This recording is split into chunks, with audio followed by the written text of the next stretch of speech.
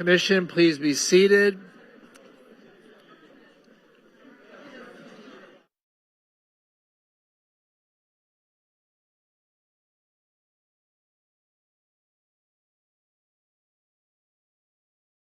Good evening, everybody, and welcome to the City Commission meeting for this October 23rd, 2025. Thank you all for being here tonight. I see we have a very lively bunch of people here. If we could all find a seat, and so we can begin the meeting.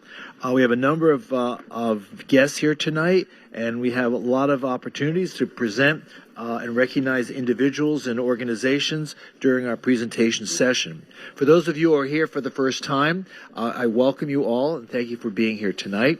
And what we do when we begin our meetings is with the Pledge of Allegiance, and then we have a moment of silence, we have certain announcements, and then we go to our presentations. Tonight we have 4 presentations in which members of the Commission will assist us in making those presentations. And so as we begin, I'd like to invite Lindsay Juarez from Quesnut Park Elementary. Where's Lindsay? Right there. Come on up, Lindsay.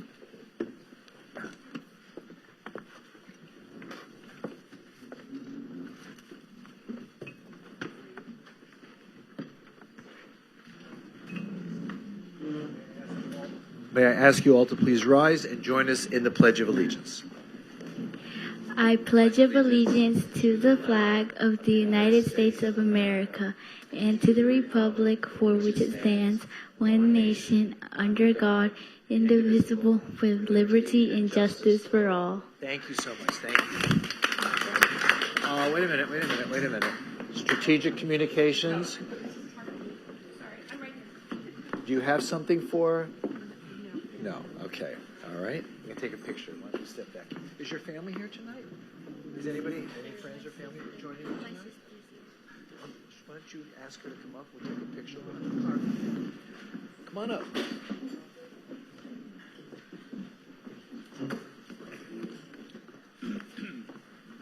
How are you? What's your name?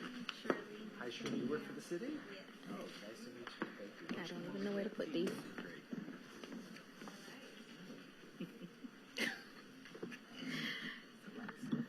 Great. I know. Thank you. Congratulations. Thank you so much. Hopefully he sees.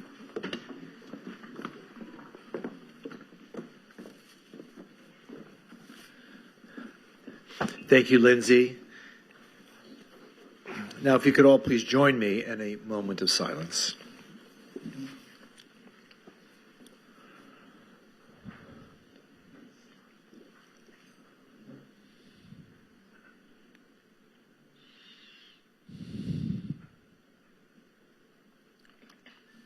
Okay, thank you. At the beginning of the meetings, we also take this as an opportunity to recognize and to congratulate those who are retiring from the city, who have been here for long periods of time. In this case, we are here to recognize and thank Gabriela Aguilar, who's been a senior administrative assistant in our police department. She's worked with us for 19 years. So congratulations, Gabriela. And thank you for your service to our city. So having done that and said that, I'd like the clerk to please call the roll. Vice Mayor Herbst. Present. Commissioner Glassman. Here. Commissioner Beasley Pittman. Here. Commissioner Sorensen. Here. Mayor Trentalis. Here. We have a couple of agenda announcements. M6 is going to be removed tonight from the agenda. And we'll have a walk-on ordinance amending Chapter 25 of the City of Fort Lauderdale Code of Ordinances regarding streets and sidewalks and undergrounding of utility facilities. Other than that, may I ask someone to please move to approve the minutes and the agenda as amended? So moved. It's been moved. Do I hear a second? Moved and seconded. Please call the roll.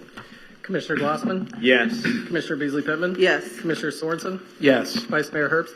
Yes. Mayor Trentalis. Yes, and the agenda as amended and the minutes have now been approved. So at this point, we have our presentations tonight, and the first presentation has been offered to me to be able to recognize an important individual who has come to Fort Lauderdale and was part of our Sister City program that we recognize and participate in for many, many years. And tonight, it's my pleasure and my honor to recognize Mayor Angie Bell, who is from our sister city in Haiti, Cap Haitian. And I would like to know if Mayor Bell can join me at the podium. Let's have a round of applause.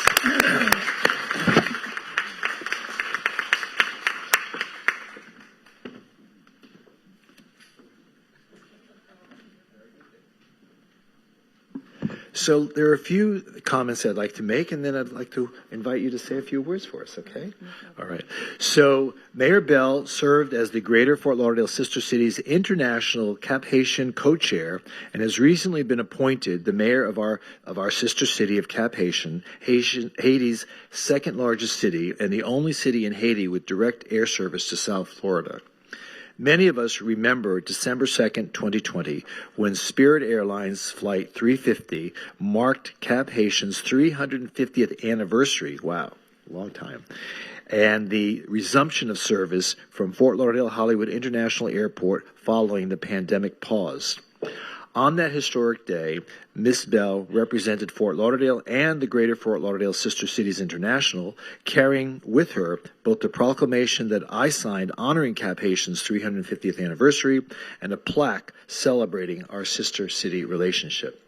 Today, we are honored to have her here once again, now as mayor, to continue strengthening the bonds of friendship and partnership between our two cities. Please, again, join me in warmly welcoming Mayor Angie Bell. Can you say a few words? It is always a pleasure to be in Fort Lauderdale, and now mainly mainly representing Cap Haitien. And just like you said, we spoke about the Spirit flights, but now we just announced yesterday that Sunrise, our own airlines, is going to start a new flight starting from Fort Lauderdale to Cap Haitien starting December. So now I don't have to wake up at 3 a.m. to go to Miami. But like we said, our cities have been sisters for the past 22 years, and my mission as mayor is to strengthen that bond and to make sure that we can collaborate and do more, because our cities are more than sisters, and we are just over an hour away. We are connected by air and by sea, so we're just looking forward to doing more together and to see how we can connect for development, for anything that can move Haiti forward, and we can exchange, because my mission as mayor, like I said, is to have a clean city, a prosperous city, and to move forward. Thank you so much, and I'm really happy to be here. And we have a few gifts from Haiti for you. It's just Haitian tea and a cup from Acajou that says Au Cap Chéri, which is, it's like my dear Haiti, my dear Cap Haitien. So thank you so much. And my entire team is here with me, and we thank you. Oh, is it for me? Oh, thank you. Thank you so much. No problem. A pleasure. Why don't we have our picture taken? And why doesn't the folks from the Sister City program and your colleagues from Haiti please come join us? Mayor, can we do it in the middle so we can get the whole commission in? Yeah, we can do that. Let's do that. Go in front of the podium. Yes, of course. Come on, come on.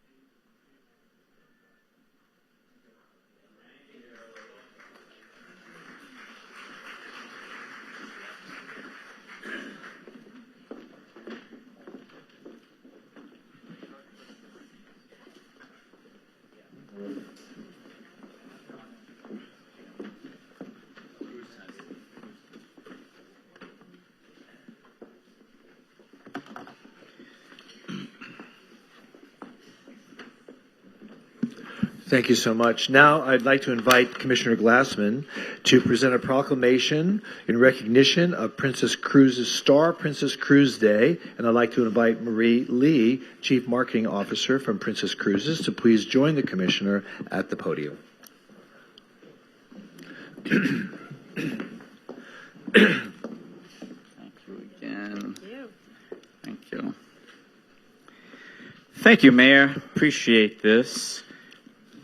I'm very pleased to present this proclamation from the Office of the Mayor, City of Fort Lauderdale, in recognition of Princess Cruises Star Princess Day, requested by Commissioner Steve Glassman.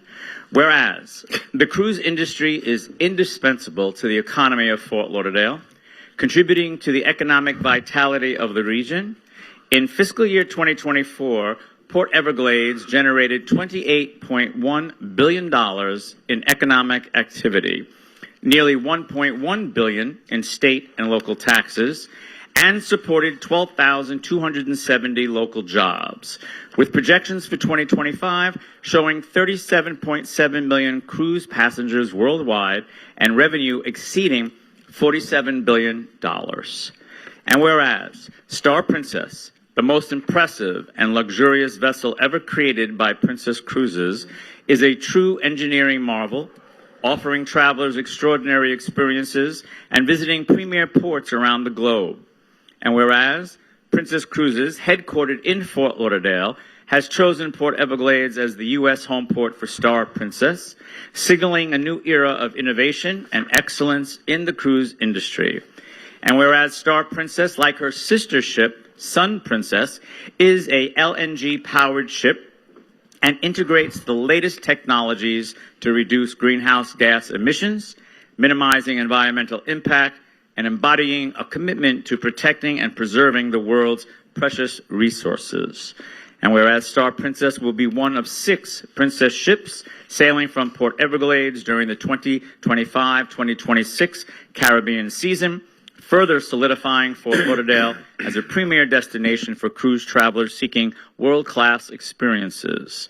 And whereas Star Princess boasts groundbreaking architectural elements, such as the dome, a geodesic glass-enclosed structure providing climate-controlled comfort with a South Beach-inspired atmosphere, and the technologically advanced arena, the most sophisticated theater at sea. And whereas Princess Cruises announced Matthew McConaughey and his wife Camilla will serve as godparents at the November 6th naming ceremony, and whereas the arrival of Star Princess in Fort Lauderdale marks a significant milestone in the enduring partnership between Princess Cruises and the city of Fort Lauderdale, contributing to the city's economic growth and enhancing its global reputation as a leading maritime travel hub. Now, therefore, we, as City Commissioners of the City of Fort Lauderdale, Florida, do hereby proclaim October 23rd, 2025 as Princess Cruises Star Princess Day in the City of Fort Lauderdale, dated this, the 23rd day of October 2025, and signed by our Mayor, the Honorable Dean J. Trentalis. It's all yours. Go right ahead. I just want to say thank you, and we really value our relationship with Fort Lauderdale, and thank you for welcoming Star Princess to Port Everglades. Thank you. Thank you. Can we get a photo right here? Sure. This is good? This is good. Okay.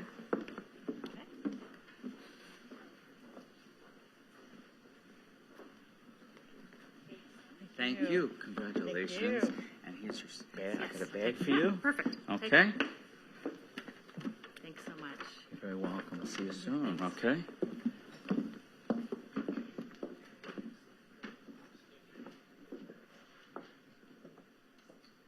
Thank you, Commissioner. Now I would like to invite Commissioner Beasley Pittman, who will present a proclamation recognizing Florida City Week here in the city of Fort Lauderdale. And I'd like to invite Council Member Denise Horlin and Broward League of Cities President and Plantation Council Member to join the Commissioner at the podium for the presentation. Hello, how are you doing? Where's she going? Oh, okay, all right.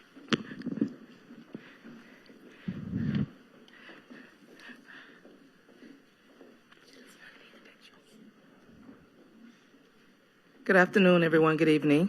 I have the honor this afternoon to present a proclamation, which is in recognition of Florida City Week. From the Office of the Mayor, the City of Fort Lauderdale proclamation in recognition of Florida City Week. Whereas the City of Fort Lauderdale is proud to join Florida League of Cities in celebrating Florida City Week, observed October 20th through October 26th, 2025. And whereas Florida City Week shines a light on how local government serves families, neighborhoods, and businesses every day. And whereas municipality government is the level of government closest to the people, building strong connections with community and shaping daily lives through public safety, sanitation, clean water, parks, streets, transportation, and customer service. Whereas the City of Fort Lauderdale encourages residents to learn how their city works, meet the people who make it run, and take part in local decision-making throughout the year. And whereas Team FTL is made up of more than 3,000 dedicated employees across 16 departments who serve our community each day.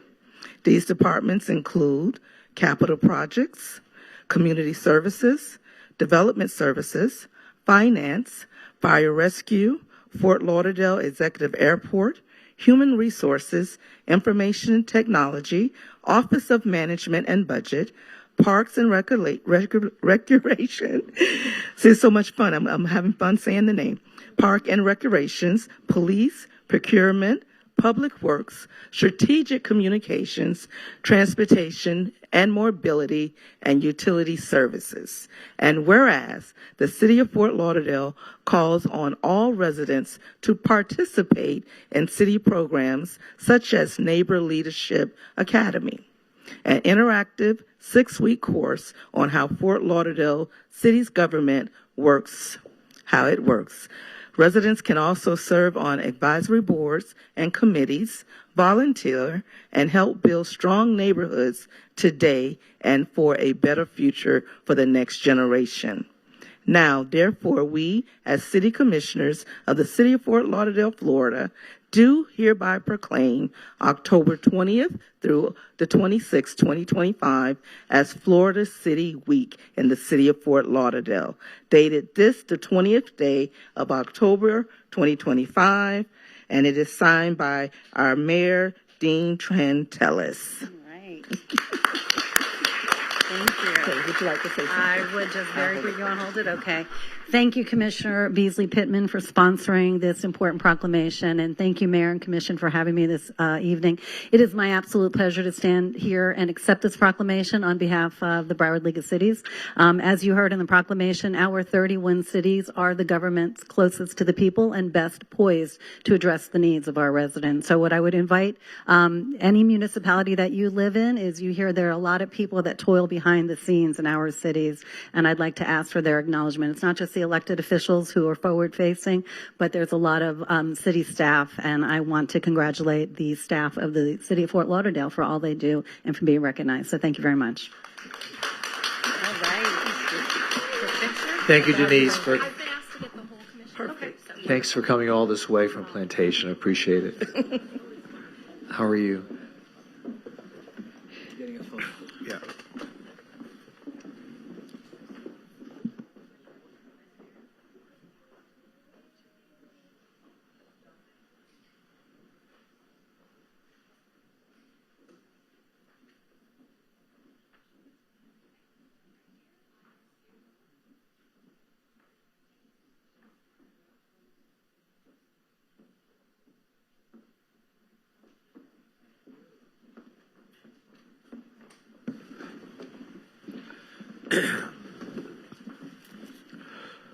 Thank you, Commissioner. And now I'd like to invite Commissioner Sorensen to make our final presentation tonight.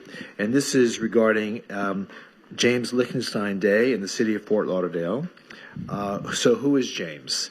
The 2025 high diving world champion and gold medalist in the men's 27-meter platform, and his coach, Stephen, where's Stephen? LeBeau? There you are. Come on. Come.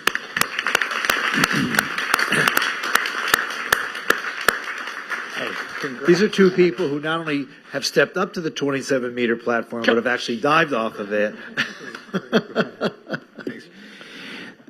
They just told me, Mayor, that you're next. They have a special spot for you to jump. So, James, congratulations. This is huge. So, want to read a little proclamations, folks, here a little bit more about you. Whereas the city of Fort Lauderdale proudly recognizes residents who achieve excellence on the world stage and bring honor to our community through their talent, dedication, and perseverance.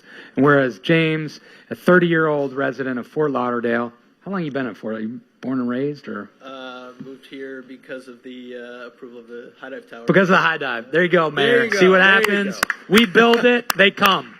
They come. It's it's an amazing story. So it's either here or China. I that's guess right. And you made the right decision. Yeah. James has demonstrated exceptional athletic ability and commitment by training year-round at the City of Fort Lauderdale Aquatic Complex, one of the nation's premier aquatic facilities, and home to the tallest precast concrete dive tower in the Western Hemisphere. And whereas James was crowned world champion in the men's 27-meter platform high diving event at the 2025 World Athletics Championships in Singapore, earning a gold medal for Team USA and Fort Lauderdale, right?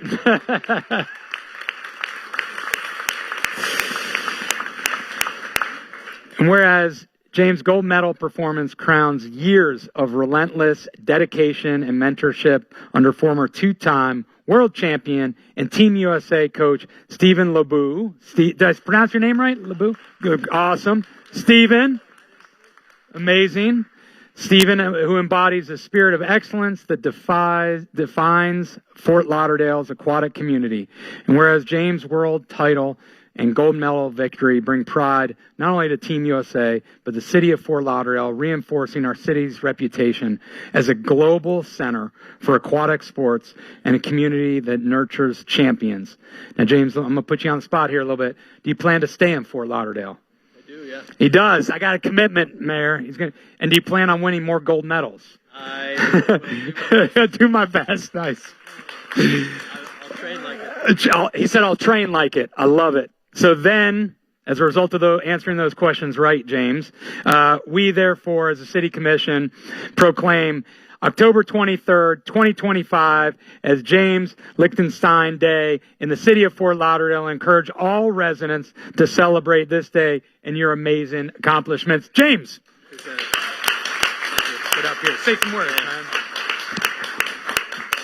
Yeah, I appreciate everyone's support. Thank you very much. Also want to thank those everyone who approved the high dive tower at the Hall of Fame pool. We're really building champions there, and it's a great place to train. And it's an honor representing Fort Lauderdale on the world stage. Thank you. Thank you. That's yours. I'll take a little photo here.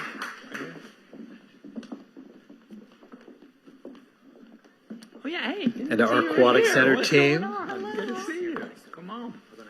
Oh yeah, wait. Where? Yeah, that thing.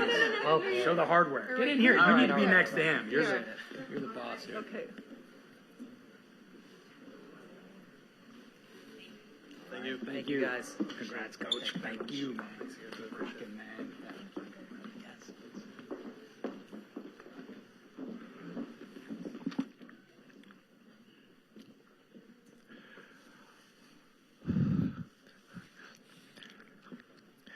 Good coaching there, Stephen. It takes a champ to know a champ. All right, let us now continue. At this point in our meeting, thank you all for being here, everybody. At this point in our meeting, we'll now go into our agenda. Now, the beginning of our agenda consists of consent agenda items. At that point, we will ask any member of the commission if they'd like to pull any of the items before they are voted on altogether. Also there, okay. If an item is pulled, that item will be discussed separately and voted on separately. Otherwise, all the other items will be voted on collectively. So I'd like to ask members of the commission if they have any items they wish to pull. We'll begin with the Vice Mayor. Vice Mayor, do you have any items you wish to pull? None. None. Commissioner Beasley Pittman? None. I have none. Commissioner Glassman? CP2 and CP3. CP2 and 3. And CP3. Okay. Commissioner Sorensen? None. All right. Well, I'm going to pull CR4 since I have a whole bunch of people who've signed up to speak. And CP2 and 3 and CR4. Do I hear a motion to approve the rest of the consent agenda items? Moved. Do I hear a second? Second. Moved and seconded. Please call the roll. Commissioner Glassman? Yes. Commissioner Beasley Pittman? Yes. Commissioner Sorensen? Yes. Vice Mayor Herbst? Yes. Mayor Trentalis?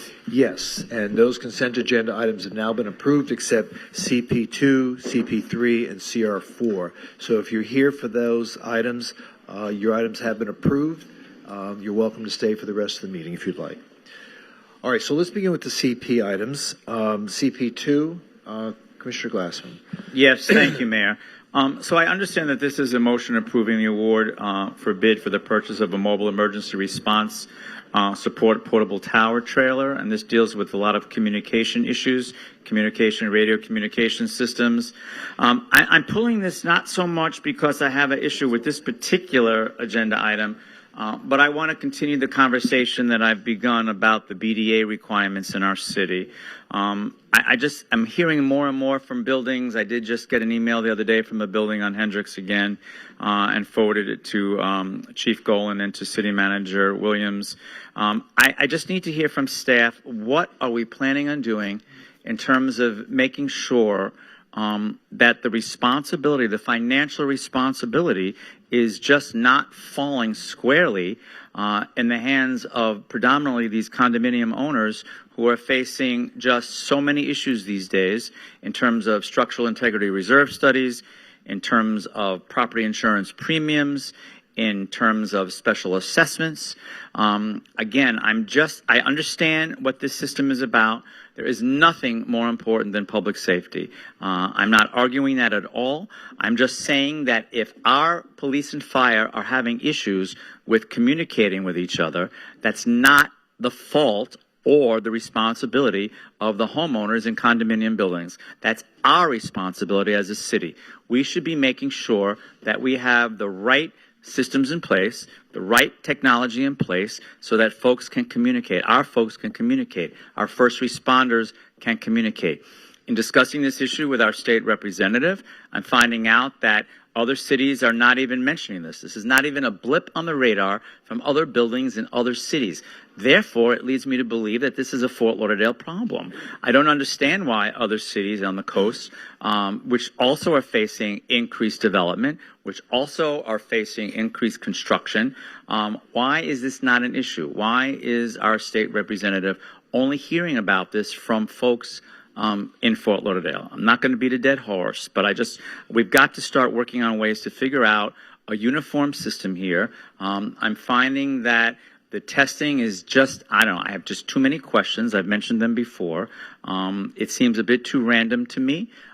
It seems just a bit suspect to me. I don't like some of the information I'm hearing from some of the buildings in terms of how they're going about being told who to choose for more testing.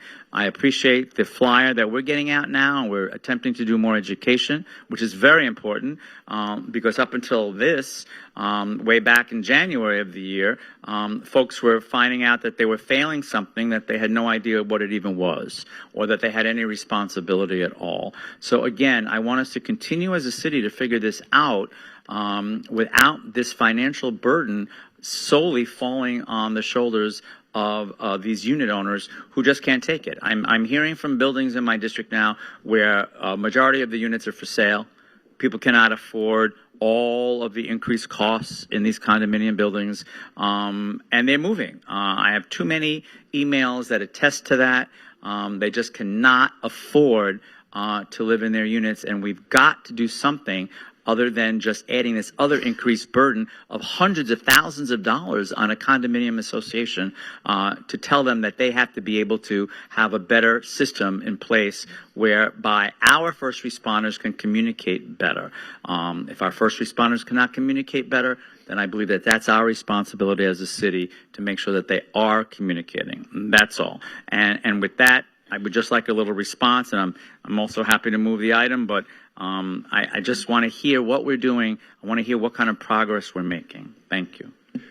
Commissioner, you brought this up at a previous meeting, and I think one of the questions that materialized was, where does the technology responsibility lie?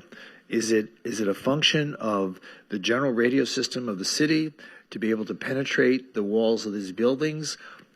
Or does it require each building to have some sort of booster system in them, which is going to be required in order for any radio system to be able to connect with the general tower? I don't know if that question was ever satisfactorily answered.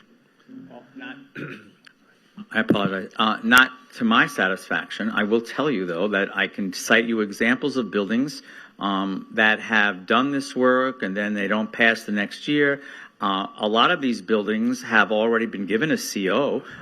They were good up until a certain point, and then all of a sudden they're not good with regards to the signals in the buildings.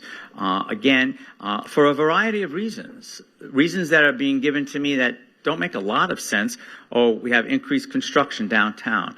The signals are being blocked because of the increased development in that area, or on the beach, or downtown.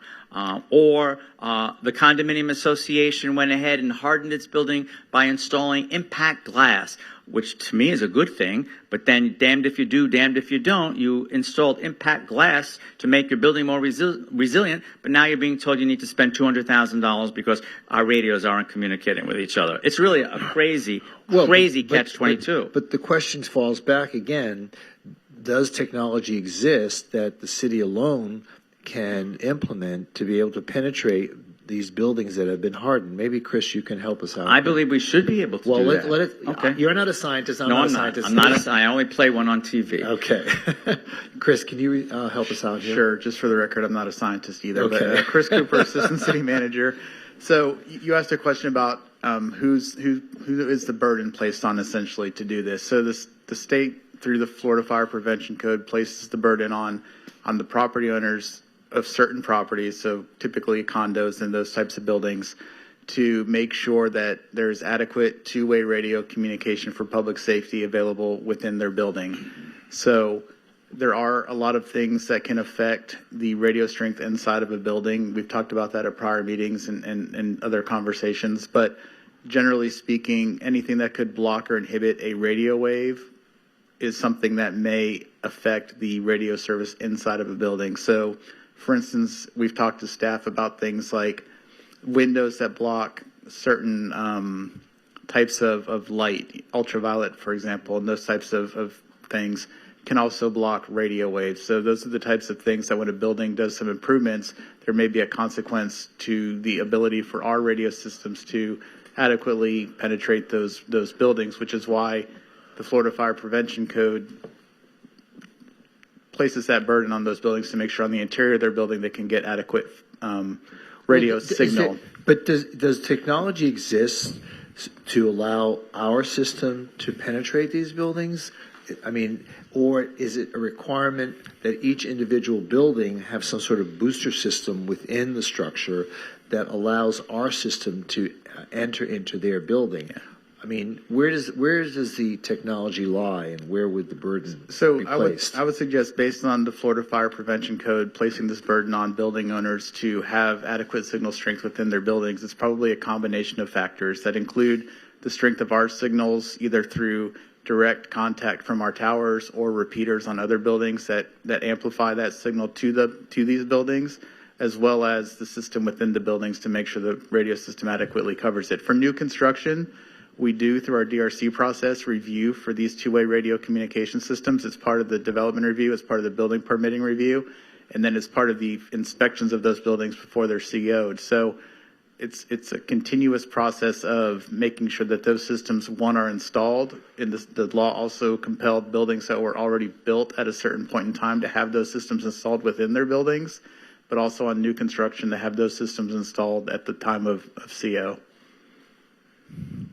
But then, Chris, how do you explain a building passing 1 year and then failing the next year? So that gets back to improvements to the building and other conditions. What if there are no improvements made in that year? It could be a number of things. Could any of all those things be that we just have a poor tower system and a poor signal strength, and that we need to do better in terms of what we've been erecting in our city? So I think every situation is different. Again, I'm not somebody who evaluates or understands completely the technical aspects of what could affect the radio signal strength to these buildings, but there could be variables present that from one time to another, it could affect the signal strength in certain parts of buildings, especially those that are more interior confined spaces that aren't easily accessible to those radio signals. Because those were not just made up questions that I just asked. Right. Those were real life questions from people that have told me that they have not made any changes in their building, that they pass 1 year, they fail the next year. It's very difficult for them to understand. I also think that our city should be involved in helping with whatever we think is going to improve. Maybe there is just a little simple booster that we could have that we're not doing that. We're telling these buildings, and they're now freaking out because they're being told they have to spend hundreds of thousands of dollars on a system, not just maybe a little booster in the stairwell or whatever else we can do. So part of what I think leads to the frustration of these residents and these building owners in particular is that our city, when we do these inspections, our basis for telling somebody they need to evaluate the signal strength of their two-way radio communication systems is a simple failure of our radios when we're in the building in certain areas of the building. So I think you mentioned earlier, we're then telling these building owners and residents to hire somebody essentially to do a further evaluation, because to actually evaluate the building and figure out what is needed or what's going wrong with that system or what could be affecting that system is a more advanced process than what we do when we identify the issue of the radio system potentially not working within the building. So certainly we can explore ways to alleviate potentially that aspect of the situation to make sure that the building owners are maybe more confident or more sure in the evaluation they're getting, maybe not from a third party. Maybe there's ways to address that concern directly, but those are things we need to discuss, and we are discussing to see if there's opportunities to, be more transparent and also more helpful to those residents that may have an issue with their signal strength. And I think that's of paramount importance, because I really do feel that a lot of these condominium associations feel very helpless. They feel taken advantage of. They feel like we've created a cottage industry. All of a sudden, they had no knowledge of, but now all of a sudden there are these people doing these inspections and telling them, oh, you need this, this, and that, and they have no idea. And then they're saying, oh, by the way, we can do that work, and it'll only cost you $250,000, and we'll make sure that you have a BDA system where there is that two-way radio signal strength. I'm just not comfortable with the whole thing. That's all. Yeah, and some feedback that we've received is similar to what you just expressed, which is I think the buildings and the residents and the building owners and managers understand the importance of the safety aspect of having an adequate two-way radio communication system within their buildings. Their concern comes from they want to be sure that the investment they're making is the right investment and the best use of their funds. Exactly. And are we sure that it's the best use of their funds? And are we sure that this is the best investment? And are we sure that this pricing is even real or necessary? Or is there something else that we can do to make sure that we have that signal strength? But again, maybe just a little booster in a stairwell or something else other than that. I just think we need to continue exploring this. I'm happy to hear that we are having those discussions. I'm going to continue exploring this with our state elected officials and state fire marshal, and because I just think it's that important. Because I'm just getting this increased amount of associations and owners just freaking out. Okay. Commissioner, in addition to what Chris mentioned, we are reaching out to other cities to see if they are having challenges beyond the ones that Representative LaMarco may have been in touch with. We are pushing the educational approach as well We're going to be expediting the procurement process. So we're trying to approach this from multiple angles, and our legislative package on the agenda tonight also incorporates this. So this is something that we're behind trying to, get to a resolution, and we will continue the conversation and exploration and report back to the commission. Right. And then with regards to this agenda item, and I know that this is just really dealing with a portable tower trailer, but are we able to just increase the number of these portable tower trailers and increase the number of actual towers? Would that help this BDA issue at all? I asked that same question of staff earlier this week, and I'll allow Ron McKenzie, our Information Technology Services Director, to respond. Thank you. Ron McKenzie, IT Director. The answer to your question is no, that will not penetrate through the building. These towers are different. These towers are ready to roll out in case there's an emergency or an incident happens, and we'll be able to set up towers and be able to provide that type of service to make sure our public safety is able to work safely. What about the bid? And I'm not sure if it's even out yet or is it going out. Didn't we have something prepared to go that would deal with new tower, new strength, new tower, which I would hope would have some impact on the BDA issue? I think we're referring to the P25 bid that's supposed to be going out. That bid is stated to go out at the beginning of the year. We're actually in the process. TUSA, which was the consultant, is actually redoing that bid, giving us that document. Once we have that squared away and it goes through procurement and everything like that, we should have it out by the beginning of the year. Okay. Thank you. Thank you, Raquel. I will move the item. Before we do that, could I just ask a question, please? So, Raquel, I had made a suggestion that we look into whether or not we could use the excess funds from the building permit fund, since this seems to me to be enforcement of the Florida Building Code. We cover the fire marshal costs and several other things out of that fund. That fund is actually overfunded because we've been charging our developers too much. This is the third time since I've been here that the fund has been overfunded, and we've had to find very creative ways to draw down the balance in there before we have to repatriate it back to developers. So have you had an opportunity to look into that? And this may be a Dwayne question about doing some legal yoga to make sure that this is an appropriate use of the building permit fees. So our development enforcement of the Florida Building Code, similar to fire marshal inspections and so forth. Thank you, Vice Mayor. Yes, I did take that recommendation or suggestion to our development services team, and we're currently exploring that, but that we're not at the phase where we could say definitively whether we would be supportive of that or not, or recommending that. So I'd like to take a proactive approach that we adopt that perspective and let somebody argue us away from it. And so, Commissioner Glassman, my suggestion is that we can utilize this fund. We have, I don't know what our current balance is. I'm sure somebody could probably tell me. Laura. But that being said, I think we can utilize this to at the very least offset some of the cost that our buildings, because the buildings in District 1 along the Gulf are experiencing the same problems. And I think if we can provide a grant share on some of these things, I think it would behoove us to find a creative way to utilize the excess funds that we have in a way that promotes safety and enforces the Florida Building Code. So, Dwayne, is it possible for you to get back to us with a legal opinion as to the, it makes a lot of sense, but I don't know if it's legal. So if there's any way you can get back to us with some kind of legal opinion as to the ability for this commission to be able to allocate those funds for a project like this. Sure, our office can look into it and provide an opinion. Okay, thank you so much. I think that would be great, and thank you, Vice Mayor, for that suggestion. I would wholeheartedly support that. I think it makes sense. I think our citizens would be very appreciative if we could figure some way out of this and also help mitigate their financial burden. Thank you. Okay. Mayor, before you move on. Yes, sir. Yes, ma'am. This conversation is, is very deep, and I appreciate what we're doing right now. But also, throughout the city, we're understanding that certain condominiums have been identified, but do we have some buildings in other parts of the city that has not been identified? Sometimes, you don't know what's wrong. You just know you're not getting a connection.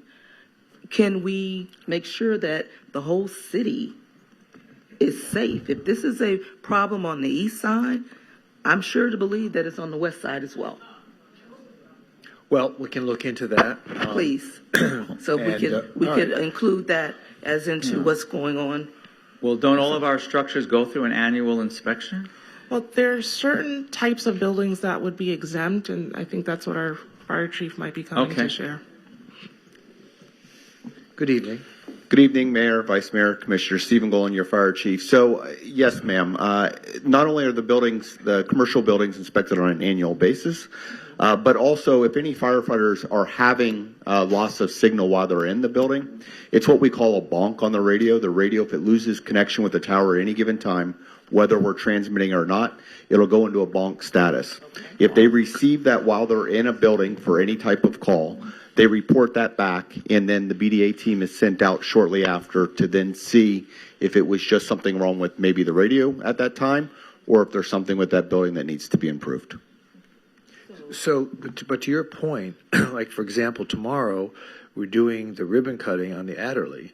Now, how do we know that that building is going to be serviced by our radio system, or do they also need to have some sort of internal booster to for the radio signals to penetrate the building? So that was already in the design of the building. So when it went through review, that was already determined, and that building does in fact have a BDA already in it. Okay. During the CO process, it is then turned on and activated before they receive their CO. Okay. All right. So is there a that annual report? Is that available? Because I'm thinking also about the Northwest Gardens, some other, there's a complex I don't know the name of that's on Davie Boulevard that went up right before before COVID. Just trying to figure out, have there been any reports that I'm not aware of? And if so, I would like to know as well. So new buildings, it's in the design, and then before they get the CO. The older buildings that are already established, it would be in their annual. And the only way that we would actually see it is if they had not passed the test. To date, out of the 483 high-rises that we have in the city, 95 of those have been cited for deficiency in radio communication. So we're looking at about 19%. Okay. Very good. Any other questions of our fire chief? So, yeah, Mayor, just to add on, we talked about this last time, which is it's not just residential buildings, but it's schools. So many of our schools don't have the level of communication that we need. And so just as a reminder, we've been talking with the superintendent and they're working on that, but it's still possibly years away from getting our schools where they need to be. Well, that's not good. It's a massive risk. And this is something that the Parkland Commission identified years ago as a glaring need, and it still hasn't been rectified today. So as we think about this holistically, so one of the things also we talked about last time was compiling, Raquel, if I remember right, it was compiling a list, having the 96 properties that whatever chief, and being aware of what are the properties that we're aware of that have deficient radio comms in them. In addition to that, I think is including our schools, public and private, that we're aware of that also have deficiencies. So I think, Commissioner Beasley-Pittman, to your point, I think us knowing what those buildings are is important. Is that, Raquel, is that fair? And I think we have a list started. I don't think it's comprehensive, but that's certainly something that we can continue to develop. Okay, great. Thanks. Thanks, Mayor. Okay. Any other questions or comments on this item? The item has been moved and seconded. Please call the roll. Sorry, who seconded? I think Commissioner Beasley-Pittman seconded. Okay, thank you. Commissioner Glassman? Yes. Commissioner Beasley-Pittman? Yes. Commissioner Sorensen? Yes. Vice Mayor Herbst? Yes. Mayor Trentalis? Yes, and CP2 is now approved. So you have the same concerns on CP3? Yes, so I don't need to repeat all of that, but again, let me just see CP3. Again, this is for the proprietary purchase of maintenance and support of the Motorola trunk radio system equipment. So my only question is, would purchasing more of these do anything to alleviate the BDA issue or not? These are radio system and two-way subscriber radios, or would they still suffer the same consequences? Ron McKenzie again, Director of IT. This is for the heart of the system. So this is not for purchasing any radios. This is for the computer-aided dispatch system as well as the brains of the system so that the communication can happen through the radios. So it has nothing to do with that particular piece. So the brains is not affected. The brains has to make everything else run, but that's what this is about. Okay. Not about new radios. The brains can't It's help a brain the- transplant. The brains can't help the radio signal at all. Okay. Okay. Thank you. Let's keep going. No Okay. problem. So CP3, are you moving to approve? I am moving. Okay. Thank you to approve. Okay. Do I hear a second? Second. Okay, thank you. Please call the roll. Commissioner Glassman? Yes. Commissioner Beasley Pittman? Yes. Commissioner Sorensen? Yes. Vice Mayor Herbst? Yes. Mayor Trentalis? Yes, and CP3 is now approved. Let's just jump back to CR4. This is the issue we had discussed and heard public comment last meeting on street lighting in Melrose Park neighborhood, and for the $35,939.43 monthly cost that was proposed by FP&L. The reason why I pulled it is because we have like 40 people who signed up to speak, and now honestly, I think we heard a lot of public comment. I know a lot of us have gotten emails over the last couple of weeks, most of which came in support of additional lighting in the neighborhood. But before we go into public comment, if we should go at all, is someone from city staff here that can talk to me about this project? Is there nobody from city staff here?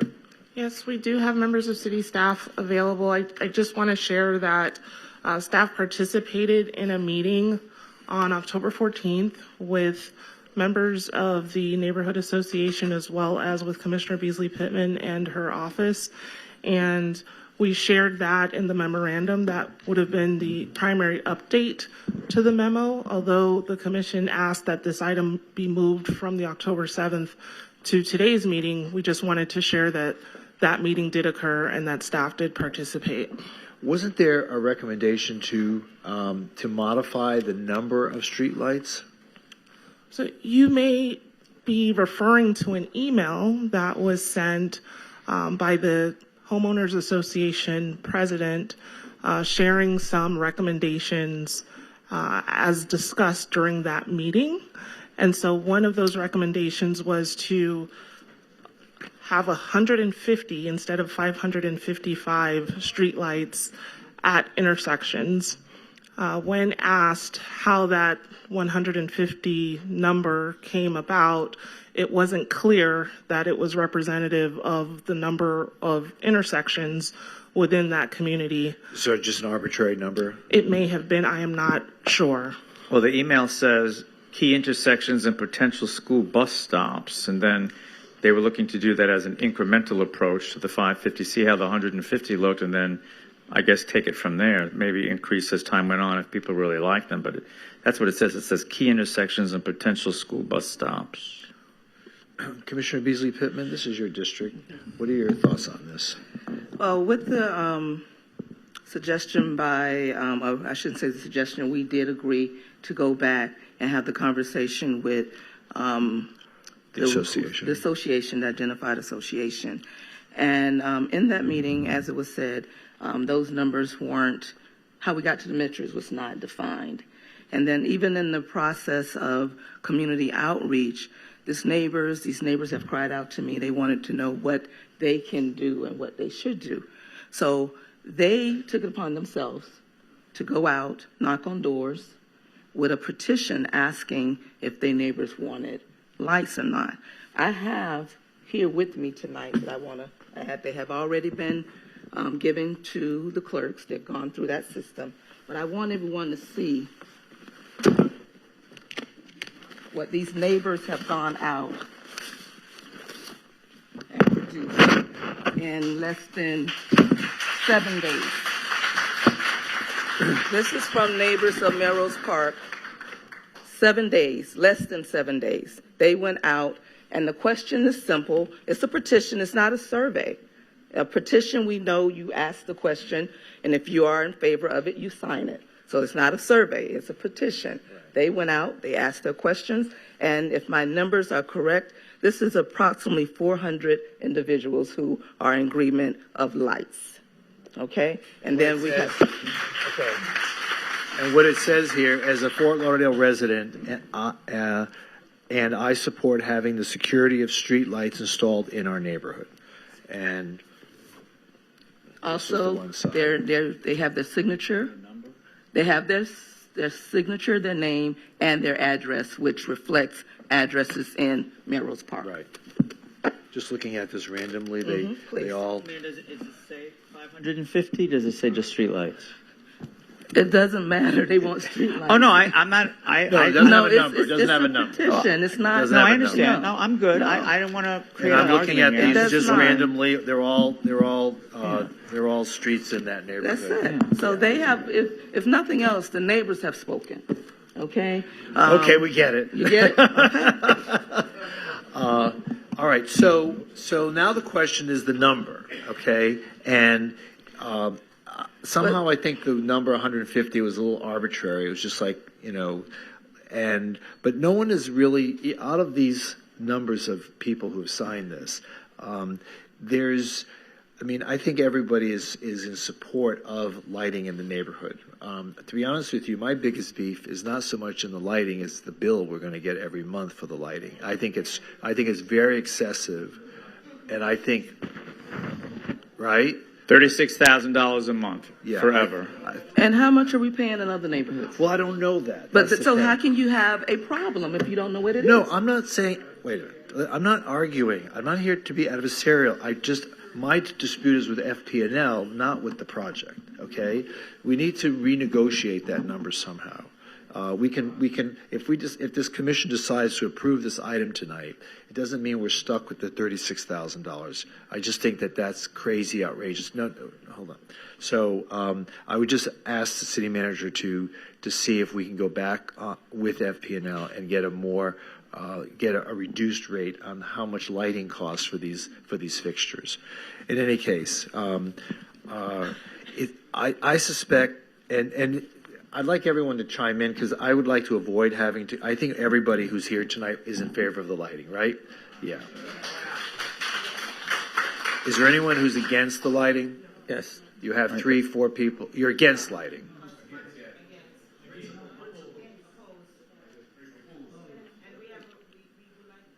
So, wait a minute. Well, be heard. I guess we're gonna have to listen to everybody tonight. Okay. So, Mayor, a little guidance in terms of the reasonable opportunity to be heard.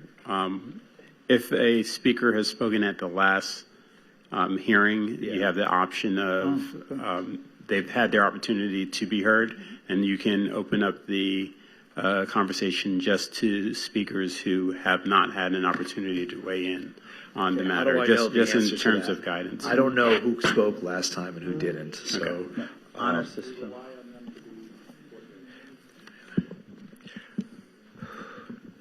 Juliet Rulhack. Juliet, are you here? Yes, she is. Can you talk to us about the price of this? Are you in a position to talk to us about the price of this $36,000 a month? Oh, good. Can you come up, please? Are you Gladys? Come on, Gladys. Okay.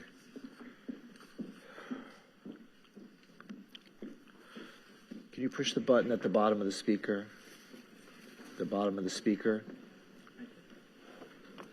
There you go. Good evening. Hi. Gladys So Reyes. talk to us about this $36,000 price tag. That seems awfully high. Well, A month. That's a month.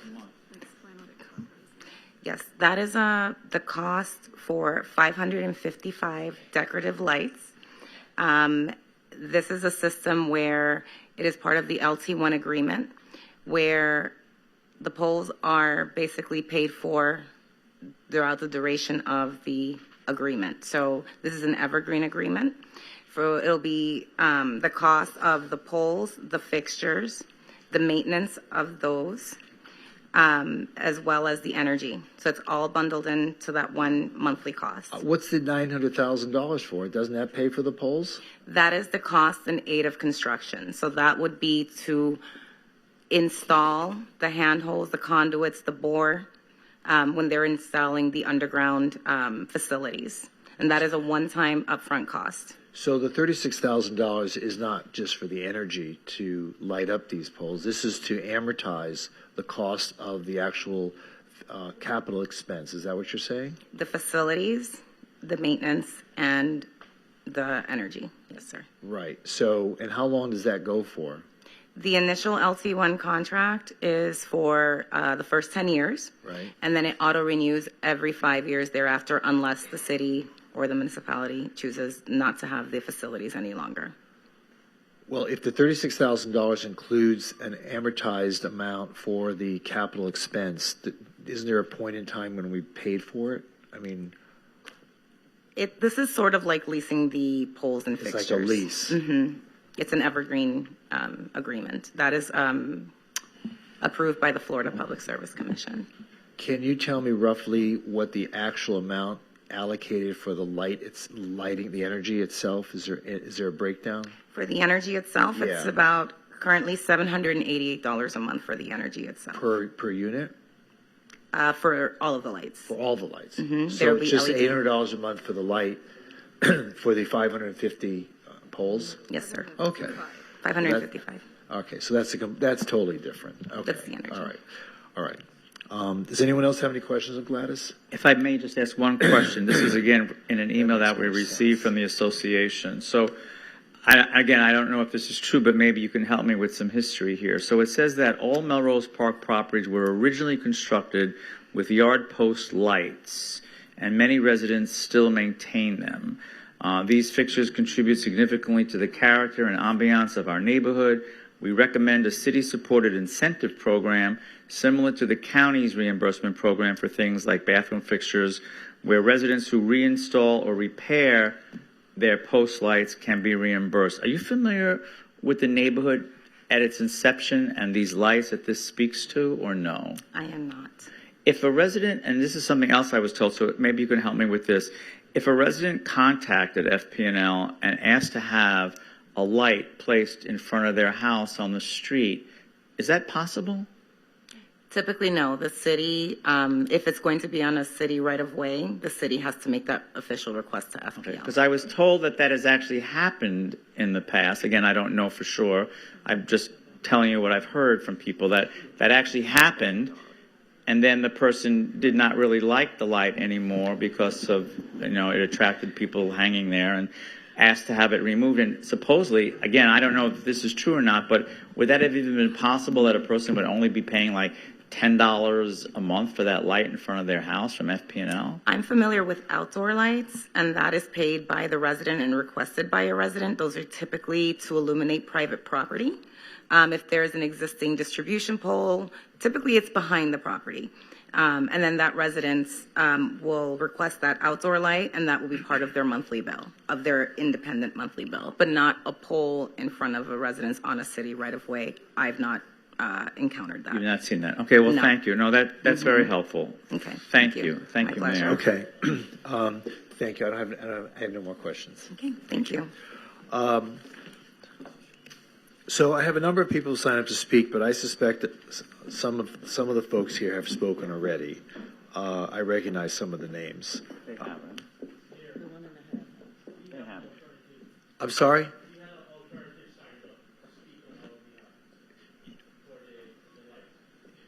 You did sign up. Did you speak last time? Okay. All right. Well, I'm going to call people's names. And if you've already spoken last time, I'll just, we're on the honor system here because we like to get through the issue sooner than later. I can't hear a word you're saying, so it's okay. I'm going to call you up. Duke Danis, Cheryl McCrae, and Liam Ryan. Did you all speak last time? Okay. Did Duke speak? You did not speak. So why don't you come up? Followed by Cheryl McCrae, followed by Liam Ryan. You did. Cheryl spoke? Okay. One down. One down. Come on, sir. Come on. Come on. One down. Okay. Well, I feel like I'm back in fifth grade at the opening of the play. Commissioners, Mayor, thank you for hearing all of us. Duke Danis. I'm a happy 24-year resident of Melrose Park. They never tell you they don't have streetlights. You find out the first night you're there, which I just found odd, only because I've always lived with a place with streetlights, and I got kind of used to it, But the HOA and Ms. Guthrie do not speak for the neighborhood. It's no longer an HOA. It's simply a civic organization. It's the Donna Guthrie Fan Club. It's a bunch of people. They think like her. She thinks like them. They meet only every other month. And last one I went, I think there were 15 people there. So are you in favor of the street lighting? Of course. Okay. But my main point is Donna Guthrie has street lights. She lives on 31st Avenue. So she doesn't have anything to complain about. Well, that's fine. All right, so we'll mark you down as in favor of streetlights. Yeah. Okay, great. Well, just also because we think the ones that want the streetlights are thinking of everyone. The ones that don't want them are just thinking of themselves. Okay. We have young people and we get old people, and I'm going to be an old people one day. I mean, they're carrying me out of that house first. So I want to have safety, but thank you very much. You're very welcome.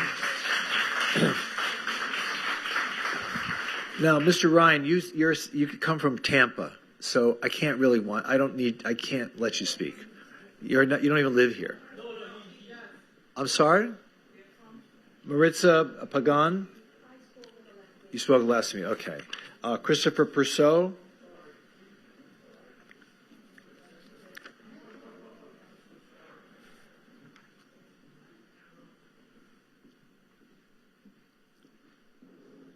Good evening. I'm going to be reading, sorry. Good evening, Mayor, Vice Mayor, Commissioners. My name is Christopher Prasad. I have lived in Melrose Park for 22 consecutive years. I have never experienced any crime in our neighborhood. I recently installed 2 large LED lights fixtures in my driveway, from regular lights to bigger LEDs to light up the intersection of my street.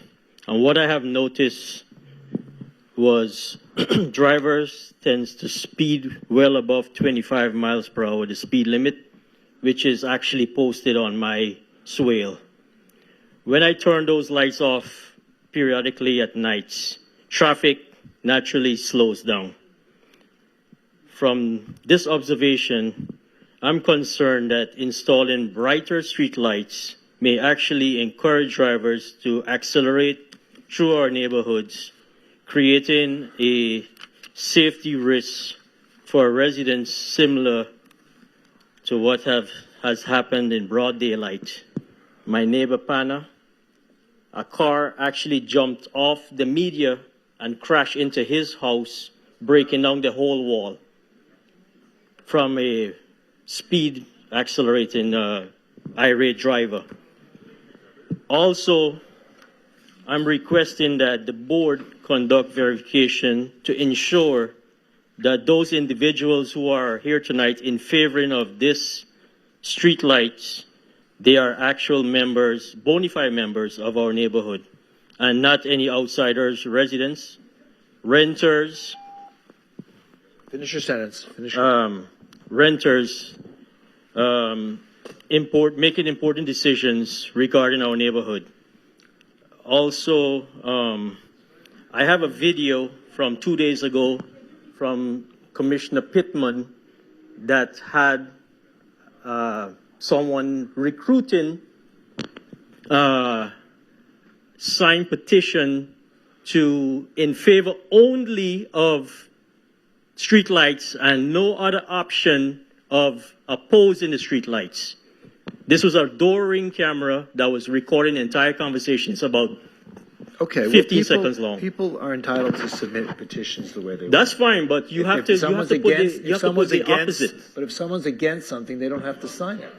Yeah, but you did. The person asks the question, is there an option to oppose? The person said no, only for lights. So that means it was just a one-way petition Well, that that's was the way petition. That's how organized. petitions That's the work. way petition. That's how petition works. All right, thank you. I Okay. defined Thank you, that. thank you, sir. No I gave problem. that definition before I started. The difference between a petition and a survey. I It never was- got a petition. It doesn't matter. If they knocked on your door, it was a choice. It's just like if you're going through a parking lot and someone approaches you with a petition, they tell you what it is and you have an option to sign. It's not a survey.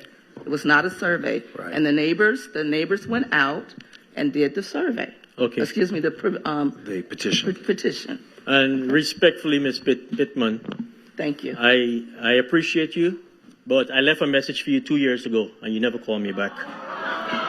Thank you. Thank you. Okay. I don't know That's what to say about that. It's okay. It's the same as those people who send me emails to the wrong email address. All right. Clarissa Moeller, are you here? Did you already speak?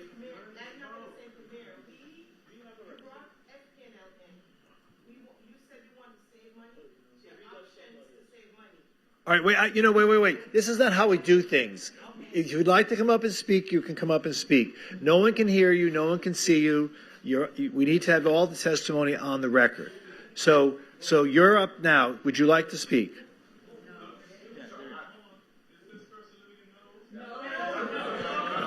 All right. So, folks, come on. Folks, are we going to get through this or not? Because I can cut off all testimony right now. So let us move forward with those that are eligible, and let's listen to the people and what they have to say. So Clarissa, I've called you up. You don't want to speak. Okay. Caitlin Lecter. Caitlin, are you here? You did speak last. You can't speak anymore. Sorry. That's okay, but you've already testified, and the way the rules are, okay. If you want to send us, the commission an email or something.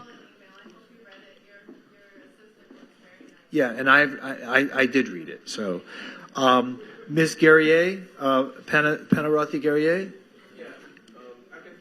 No. No, that's not how it works. You got to come up here. I can speak loud too. No one listens, but I can speak loud. Yeah, my name is Panarothy Guerrier. I've been in Melrose for almost 3 years. So I love light, okay? So the only reason I'm here is for the cost, because life is like, when I want to save money like you guys do, okay? So it's the cost that bothers me most. So that's why I'm here.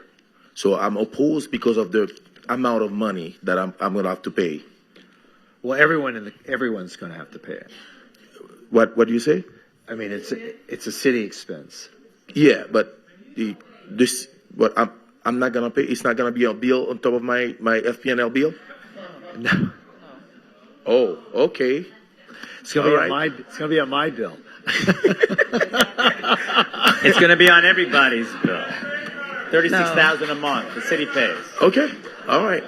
I'm paying for lights in your neighborhood. All right. All right. David Nelson, followed by Ray Saunders. You got folks here? All right. Joanne Saunders. You spoke last time? Okay. And you were very eloquent.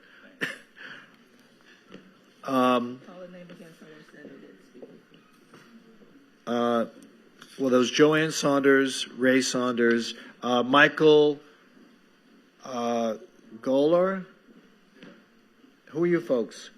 Joanne Saunders, But you said you already spoke. No. Oh, you did not speak. Oh, I'm sorry. Okay. You are Raymond? Yes, Raymond. Okay. Please proceed. Okay, good evening, everyone.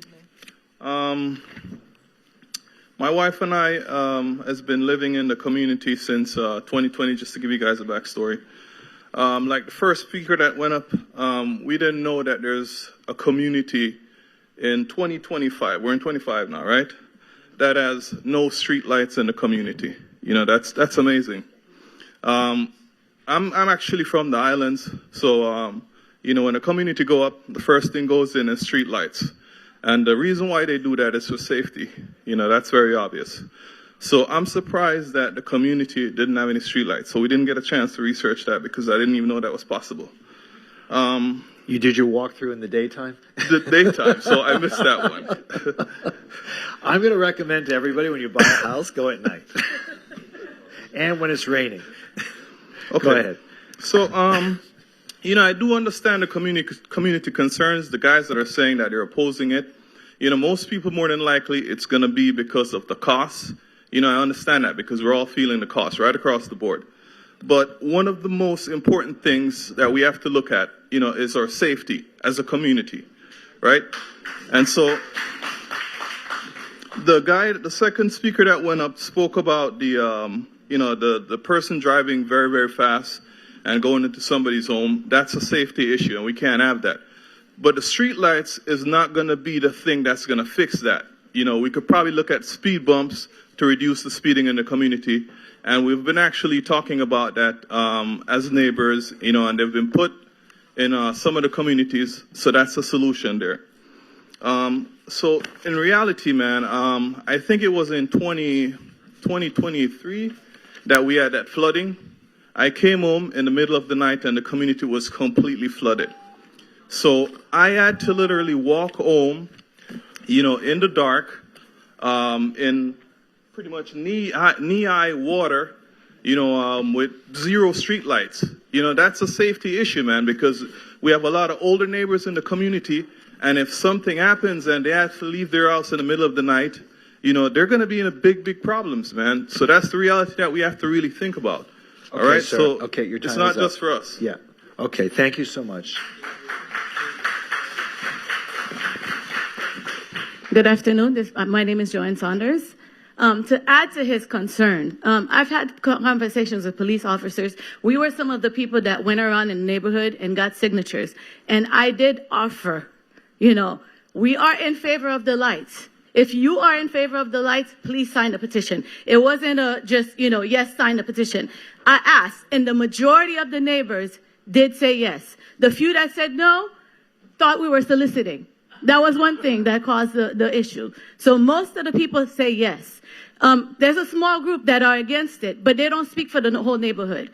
We only did it for one day. I wish I had gone around more to see more people to get more numbers. Because had I had known earlier, I would have gone to get more names.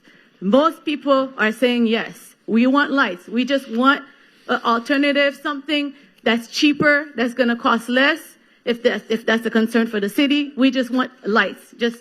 If you guys have to go back and sit and find a solution, we just want lights. Okay. We have safety concerns as well, because I've had situations when I was driving at night and people are wearing dark clothing and I don't see them as I'm turning the corner. So that's a safety concern. We don't want to wait till we have an incident when somebody runs into somebody else for us to say, oh, oops, we need street lights now. It's important that we handle the situation now. We can't take walks at night. We can't do certain things. If I go take a walk and it gets dark with my daughter, I'm worrying about my safety in the dark, in the neighborhood. People don't walk their dogs. We have a lot of issues that we could handle if we had street lights. And opinions don't matter. Saying that somebody's speeding around the neighborhood. They speed in the daylight.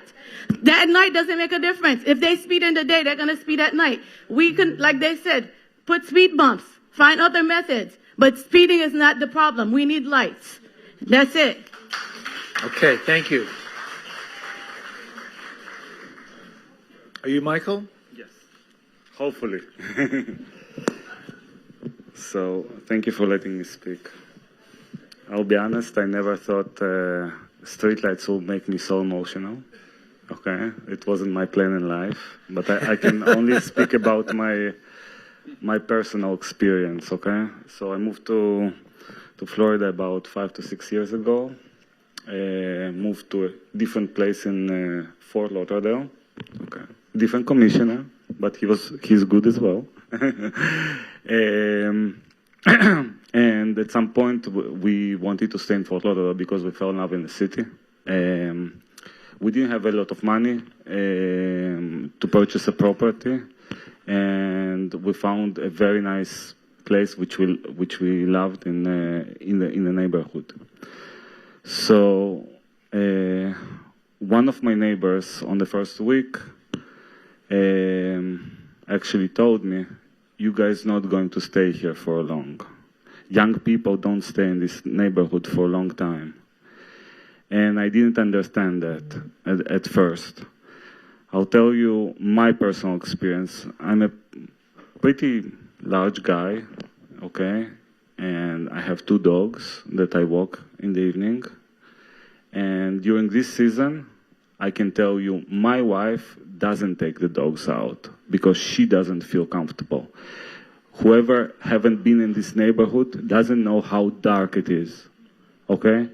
Now, I can say that I did participate in 2 of the meetings throughout the process that about the lights.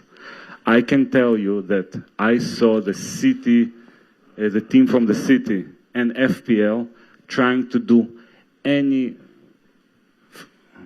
anything to make a small group of about 5 people that were opposing. I can tell you that if this problem, we don't feel safe. And if this problem is not going to be solved, okay, this neighborhood will stay with older residents that just don't have a choice. And those residents, they also don't want light. You guys, we hear a lot about affordability crisis here. This neighborhood, excluding young families, because no one will put their children outside of their house in the evening when it's such a dark. And just one last thing. One last thing, Commissioner. Your time is up. A gentleman here spoke about crime, that he doesn't have crime. So I can tell you that in my personal house, okay, my bike was stolen in the night. And okay, you were talking about speeding, so I was so lucky, and I have a police report that actually during the evening hours when it was dark, a car hit my gate. So, and it happened in the evening lights. I can show you a police report if you want. So what you're saying doesn't make sense. Okay, thank you. We appreciate it. Claudette Grant, is Claudette here? Did you speak already? Yeah, you did. You sure? Okay. Followed by Yolanda. Which Yolanda didn't give a last name.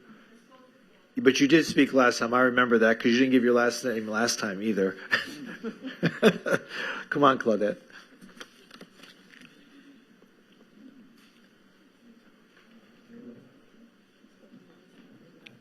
Thanks for having me. Could you pull the mic closer to your mouth?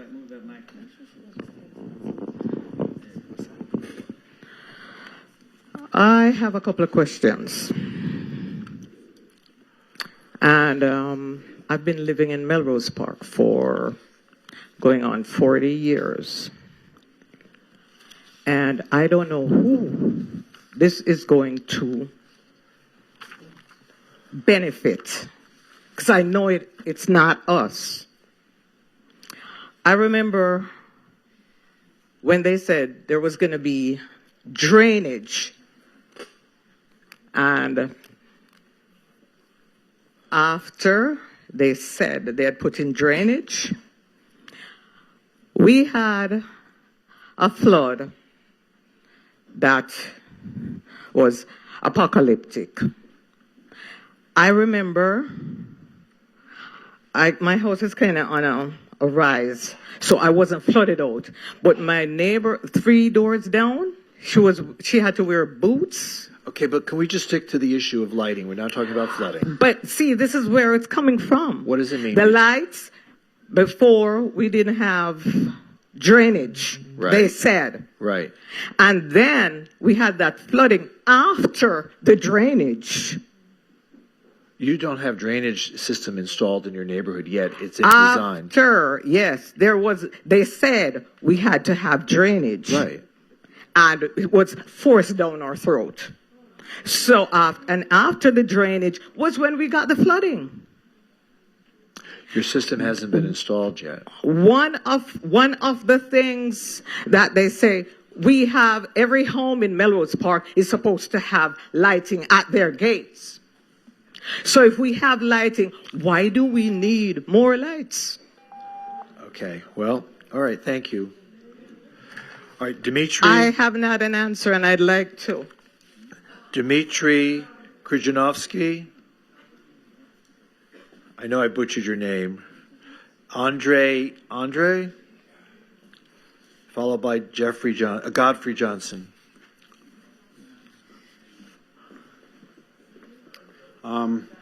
Good evening, Honorable Mayor Trentalis, members of Commission. My name is Dmitry Krijanovsky.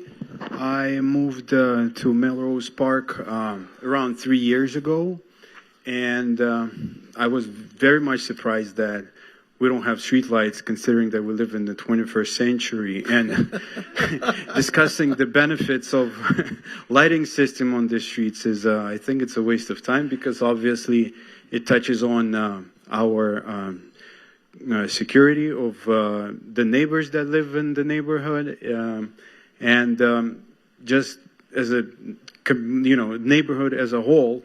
When you walk at night, you don't see anything. It's very dark. It's very dangerous to drive, and I am definitely in favor of installing the street lights. Also, the great concern is if the city found allocated the budget for the installation of lights right now, what's going to happen if we don't absorb that funding, and what's going to happen with us if we actually will vote not to have the lights? That would probably mean that the next time we'll speak about this will be in 100 years from now. I just think that, like a lot of the residents from Melrose Park just mentioned, our leadership of our home owners association is kind of live on its own, and they definitely don't represent the opinion of the majority of people that live in the neighborhood. I live on Jackson Boulevard, and everybody I spoke to today, yesterday, and last week, not even one said, "Oh, we're against lights." Everybody understands the value of having lights in our neighborhood, and everybody I talk to is definitely in favor. Thank you so much. Okay, thank you. Andre, followed by Godfrey Johnson, followed by Reginald Youngblood. Did you folks speak last time, Godfrey or Reginald? I'm sorry?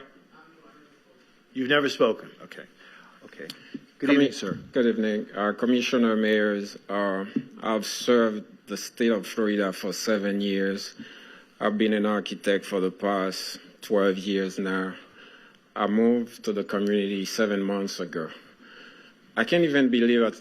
I think 7:40 at night on this day, we are kind of begging for lights. It's not supposed to be. We supposed to have lights. It's the basics, light, water, the basic needs for a community to feel comfortable. Anybody that has a problem with it, I believe either or they don't understand what safety means. That's a century. We need to move ahead and understand that lights are necessary for the community. We need to stand up. We're not supposed to be here begging for lights, asking for lights. It's supposed to be given to us. So the problem that other people mention in terms of accident or any other concern they might have about lights, what about if one night you come to your house and you get shot by somebody in the dark, or shot your kids right over in the middle of the street? What you gonna say? That's the time you're gonna be for lights. So we need to understand as a community, we need to stand up and not to be here to beg for lights. It's a necessity. We need to have the lights. Thank you so much. Okay, thank you. Mr. Johnson, followed by Mr. Youngblood. You spoke last week. Mr. Johnson, you spoke last week? No. You're Mr. Youngblood? Mr. Youngblood, why don't you come up?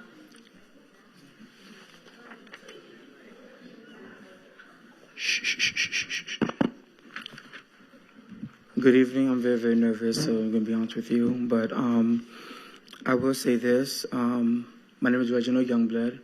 I'm a resident of Jackson Boulevard, Melrose, for 34 years. I lived there since 6 years old. Now I'm 40. Of course, I've experienced a lot of darkness. And I've been told by many people that, women needs to be, safe and children, things like that. But I think we all need to be safe. We're not superheroes. I witnessed a lot of things going on in Melrose. Guys walking around at nighttime, prostitutes, to be honest, all types of people. This is kind of personal to me because my mother, about 6 years ago, my mother, who's diagnosed with dementia, she was robbed in broad daylight on 441, not far away from Davie Boulevard. So I could only imagine what would happen at night with no light. I see people, we all have flashlights, we all have a lot of necessities. We pay our bills every month in terms of FP&L. And, inside the house we have lights. So I'm just a little confused why we don't have lights outside. And I'm hearing the whole budget and stuff, which is cool, but honestly, I feel like when it comes to safety, it shouldn't be no dollar amount.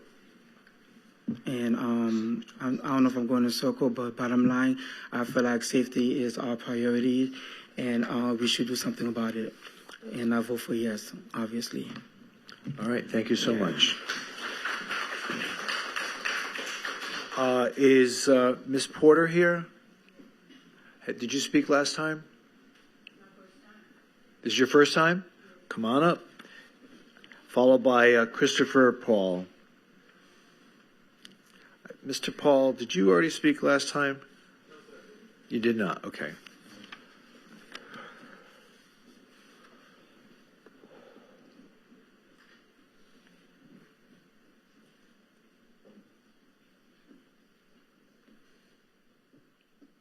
Good evening, everyone. My name is Noble Porter, and I've been living in Melrose Park for over 30 years. And some years ago, we have lights, but the lights were on the post behind us. We asked for that. If we don't want the light, then that light will stay with the resident that needs the light. We have no problem. 30 years I've been there. I have no problem. And they're saying they're going around and they were asking for, who wants light. Nobody has ever knocked my door. There's a church down the bottom of the street. I walk down that church. And I walk from that church at nights. I never have a problem. So I don't know. These people are just coming into Melrose Park, some of them. And they're saying, oh, we're having this problem. What problem? There's no problem. I don't find no problem in Melrose Park. I'm very happy living there. And again, we have a representative that comes here to speak for us. And they said he cannot speak. Florida Power and Light does not live in Melrose Park. But someone is here that representing Florida Power and Light. So I think, our representative should speak, on behalf of us. I don't think that's something we're asking that is, that's not, fair. I'm not understanding what you're saying. You're saying you have a representative from Melrose Park? No. We have a representative come to speak, on behalf of... Is that the fellow from Tampa? Yes. And how is he your representative? Well, he come to speak on behalf of us, tell us, what he could do in order for us to, instead of Florida Power and Light is giving us a figure, and he can do it on a cheaper basis for us. And I think, we should hear what he has to offer, against from what Florida Power and Light is offering. All right. All right. Well, maybe we'll have him come up. And I don't really think this is the appropriate time for him to be part of the procurement process, because I think that we already reached out to the community, and that would have been his opportunity to make a proposal of how to do this. But now we're not going to be going through the procurement process here. That's the thing. It's either lights or no lights. Right. Half lights, all lights. Okay. Well, one of the things, some years ago when I started, living in Melrose Park or bought a house in Melrose Park, we were told that we could put lights on the front of a house. You can still do that. Put the lights there, and we do have lights. Okay. On the house. So why is Power and Light wants to come in and put lights there? It's more money for us.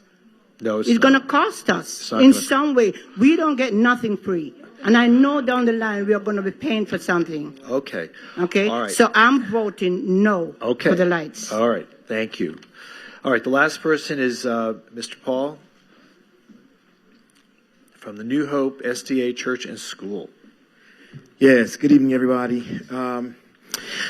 First of all, I just want again, my name is Christopher Paul. I am the pastor serving for the past 8 years at the New Hope Seventh-day Adventist Church, which is directly in the center of Melrose Park. If you look at that concentric circles there, we are smack dab in the middle. We have a K through 8 as well as a early learning childhood center there. Would it be inappropriate, Mr. Mayor, if I asked to see by show of hands how many people are here from Melrose Park? No, we're not polling here. Just you have 2 minutes to speak. Sure. I just kind of wanted to see who my neighbors were in that regard. All right. We didn't put out an invitation for people to come here. The people came on their own free will. No so worries. It's not a good sampling of who's here, who's not here, Gotcha. who's for, who's against. So tonight, I want to speak not strictly necessarily. Please go ahead. Not necessarily strictly for or against the lighting per se, but to pose some questions that I think that ought to be considered. When it comes to our area, streetlights can raise property values, but higher values also raise property taxes. And many of our long-term residents live on fixed incomes and modest incomes, and the question is, how will the city ensure that this project does not become a backdoor to gentrification or to displacement in this neighborhood? Well, let me stop you there. Sure. The city has not raised the millage rate in 19 years. Okay. So if this is somebody's primary residence and they've registered for homestead, their property value can't go up more than 3% a year. So even if they went up 20% or 30%, if their next door neighbor decides to sell and their next door neighbor gets a lot of money for the house, it does not impact the taxes on that one person's house, okay? Only the person who sells. So it does not push older people out. It doesn't push people who bought years ago out of the neighborhood. In fact, I have to commend this commission that once again we've kept the millage rate the same, and hopefully we'll keep that tradition going for many years to come. So whoever thinks that is not accurate. Well, I hope that makes somebody feel a little bit better to hear that, and we hope that would certainly stay the same going forward. One more question, because your time is up. Okay. I will leave it at that. I think that I had a lot more to say, but I wanted to, it doesn't make sense if I piecemeal it. And so I just want to make sure that our community really processes the far-reaching extent that this can have, not just in the immediate sense, but particularly if that millage rate is to change, if commission changes, if ideals changes, if income, personal income does not match what could be a property tax income, all of those things can change the dynamics of the community. And I'm not saying that's a good or a bad thing. You know what, can I ask you a question? Sure. Are you for or against the lighting? You never once said. I did say, I started with this line where I said, I want to speak tonight not strictly for or against, but there were some things that I wanted us to make sure that the commission considered. Well, what decision would you like this commission to make? I'm not speaking to that issue. That's not why I'm here, and that's what I prefaced my entire statements with. Pastor, may I ask a question? Are you a resident in Melrose Park? I am not a resident directly in Melrose Park. Let me say something to you. I appreciate your response and your remarks. But the Homeowners Association, they do not recognize renters nor businesses. Your church is considered a business, so you really are not speaking for the community according to their Homeowners Association. But I appreciate you, And I would really love to meet you and have a conversation with you. I look forward to afterwards. that. Thank you, sir. Thank you so much. Thank All right. Okay. Thank you. Okay, those are all the people that had signed up to speak. So, Commissioner Beasley Pittman, it's your district. What do you want us to do? I want us to close the open discussion, and let's move forward with a motion to approve and authorize CR4. Okay, there's a motion on the floor. Well, wait a minute. Hold on. CR4 is a resolution, so Commissioner Beasley Pittman has introduced the resolution authorizing the city manager to execute an agreement and subsequent renewals with the Florida Power and Light Company. So does anyone from the commission have any further comments to make? I do, Mayor. I have a few questions, actually. Okay.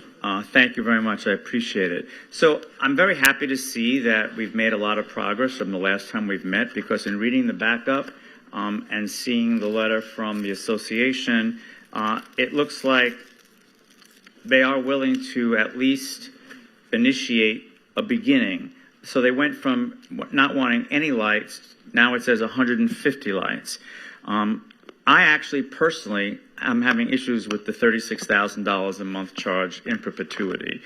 I think it is an issue. I wish we could have heard from the person that was offering an alternative in terms of the solar power or whatever else, but Mayor, you chose not to listen to that person. Because I like to be a little bit more educated about this. I like the idea of going from 0 to 150 because I'm not convinced that we actually need the 550.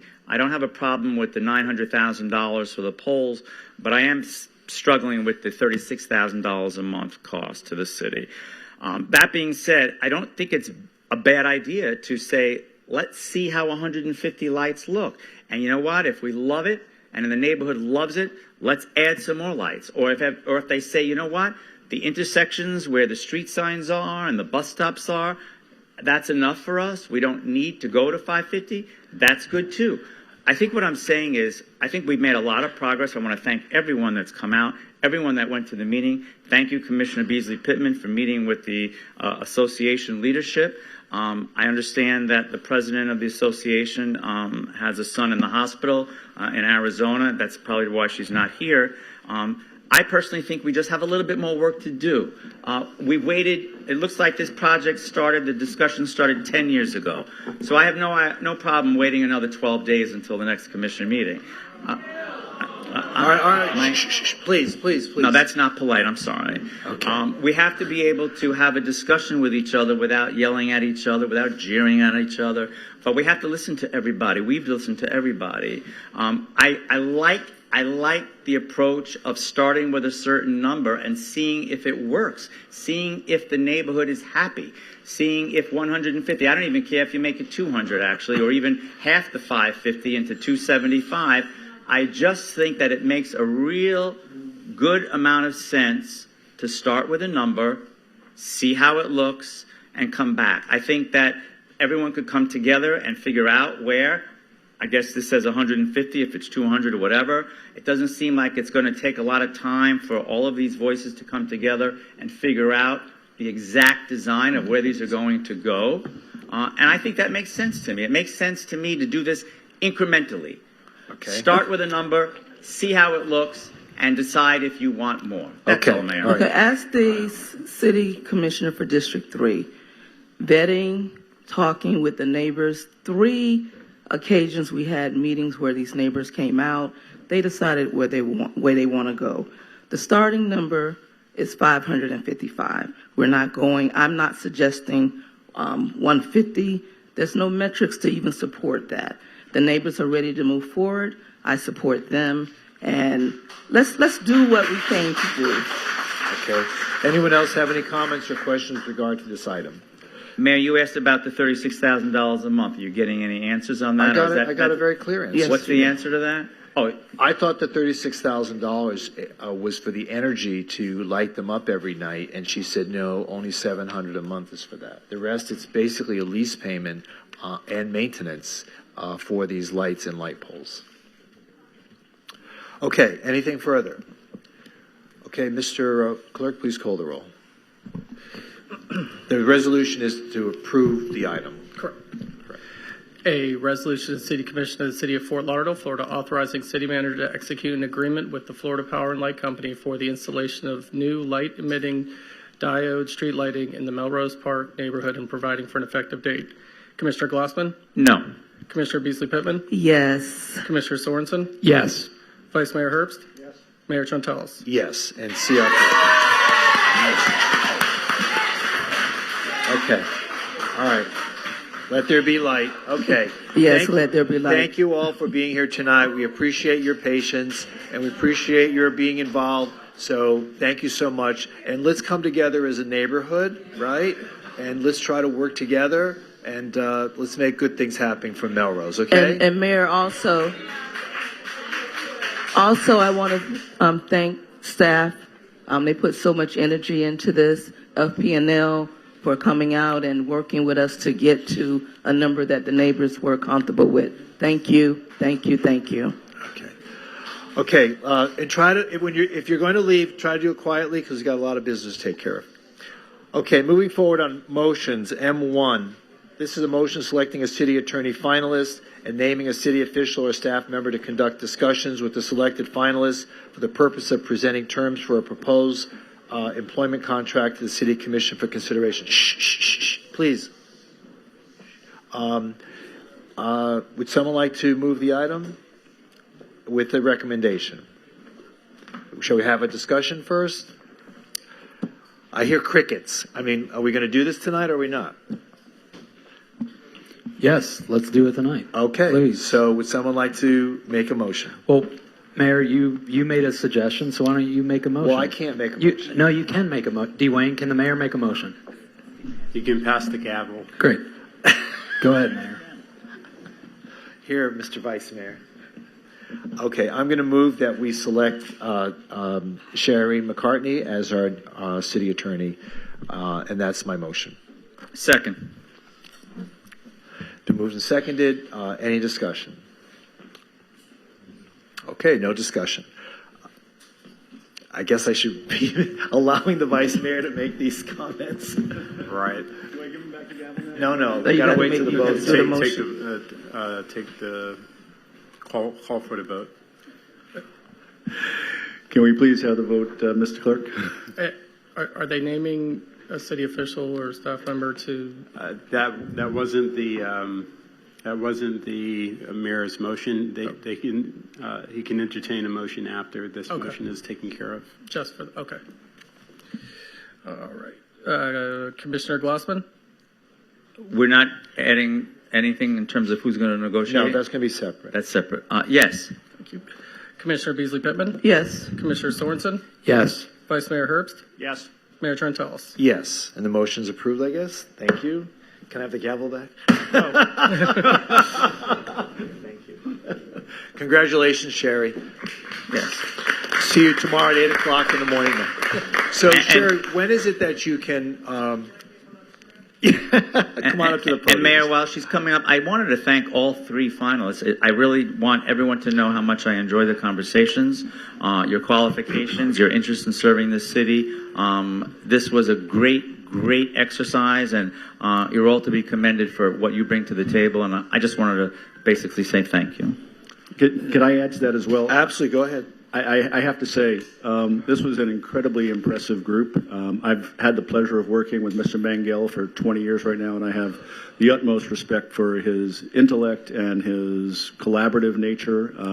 I had a great interview with Angel. I had a wonderful interview with Sherry, and frankly, I'm surprised we got this caliber of candidates after the process that we've been through, and I'm thrilled that we did, and I'm just very excited that that there are folks that are that committed to Fort Lauderdale and want to participate with us in moving the city forward. So thank you to everybody that took their time, and I also want to thank everybody that was involved in the selection process and all that. A lot of work went into this, so staff, to everyone, you did a phenomenal job, so thank you.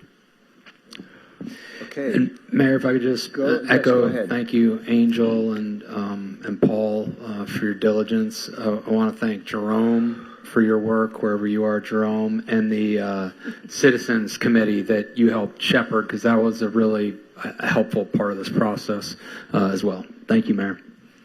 And also echoing candidates, thank you. The interviews, I really enjoyed the conversations. What John has said about the caliber of candidates that were there. This was difficult for me, but I am, the decision that we moved on, I'm comfortable with, but thank you all, everyone that was involved. Thank you. All right. Well, thank you. Thank you, Mr. Mayor. Thank you, and thank you, Vice Mayor. Thank you, Commissioners. Thank you for the opportunity to serve this city as a city attorney.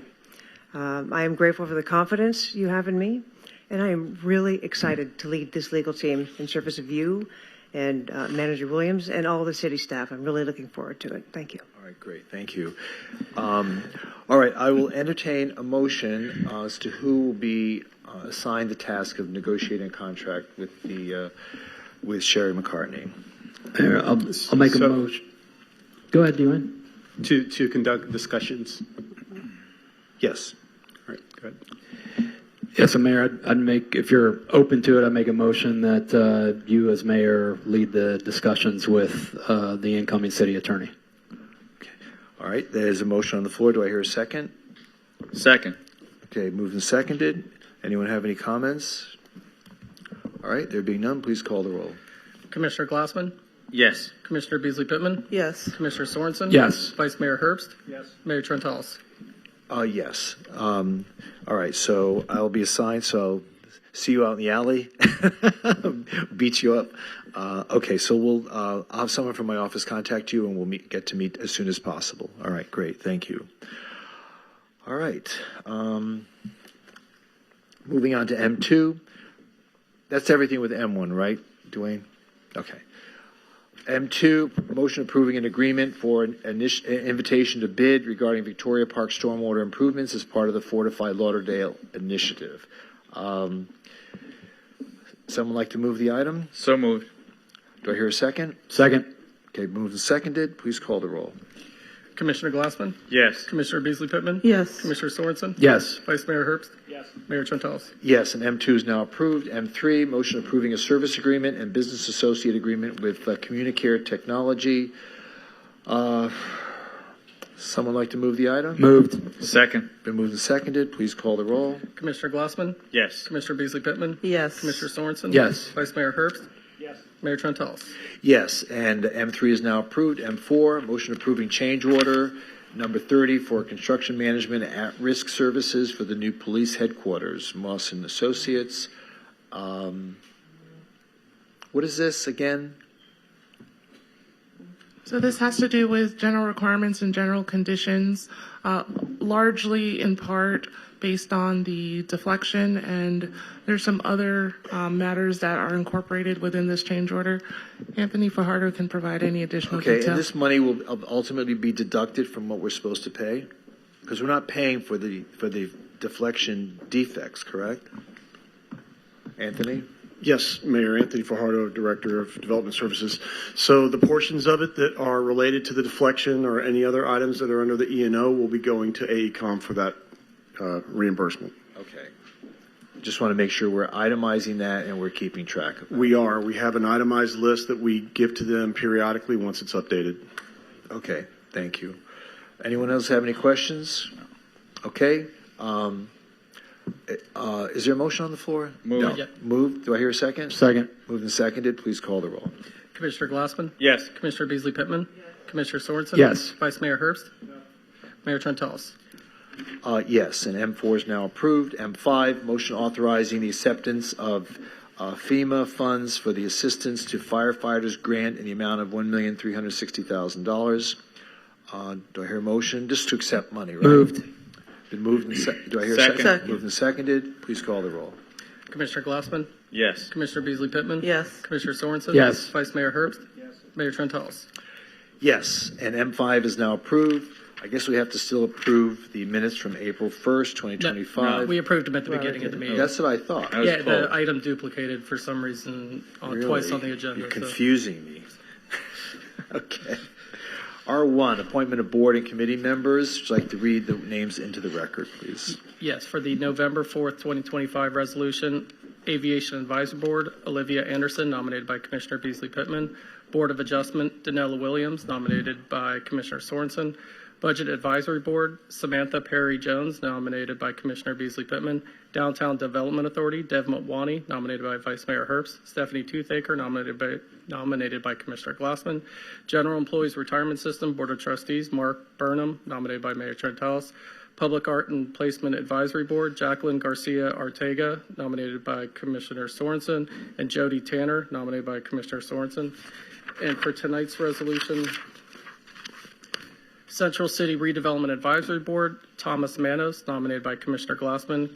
Community Appearance Board, James Ward, nominated by Commissioner Sorensen. Community Services Board, Wesley Julius, nominated by Commissioner Sorensen. Fire Rescue Facilities Bond Issue Blue Ribbon Committee, John Ratzanas, nominated by Mayor Trentalis. Michelle Heiser, nominated by Vice Mayor Herbst. Homeless Advisory Committee, Wesley Julius, nominated by Mayor Trentalis. And Sustainability Advisory Board, Edon Strauss, nominated by Mayor Trentalis, and that rounds it out. Okay, are there any modifications or additions? There being none, someone like to introduce the resolution? Introduce. Resolution's been introduced. Please call the roll. A resolution of the City Commission of the City of Fort Lauderdale, Florida, appointing or nominating, if applicable, board and committee members as set forth in the exhibit attached hereto and made a part hereof. Commissioner Glassman? Yes. Commissioner Beasley Pittman? Yes. Commissioner Sorensen? Yes. Vice Mayor Herbst? Yes. Mayor Trentalis? Yes, and R1 is now approved. I want to thank those folks who have agreed to volunteer for these boards and committees. Thank you for your commitment to our city. R2, this is a quasi-judicial resolution amending a site plan level 2 development with an alternative design, Arts Park Lofts, 407 North Andrews Avenue. Anyone wishing to speak must be sworn in, and the commission will announce any site visits, communications, or expert opinions received and make them a part of the record. Vice Mayor, do you have any disclosures? Deb Mawani. Okay. Commissioner Beasley Pittman? Yes, October 21 this year, spoke with Robert Lockery, also spoke with Deb Mawani. I believe I also spoke with Mr. Lockery on this item, and Commissioner Glassman. Yes, spoke with Deb Motwani and also spoke with Robert Lockery. And Commissioner Sorensen. Yes, Dev Motwani and Robert Lockery. Okay. Yeah, I think so too.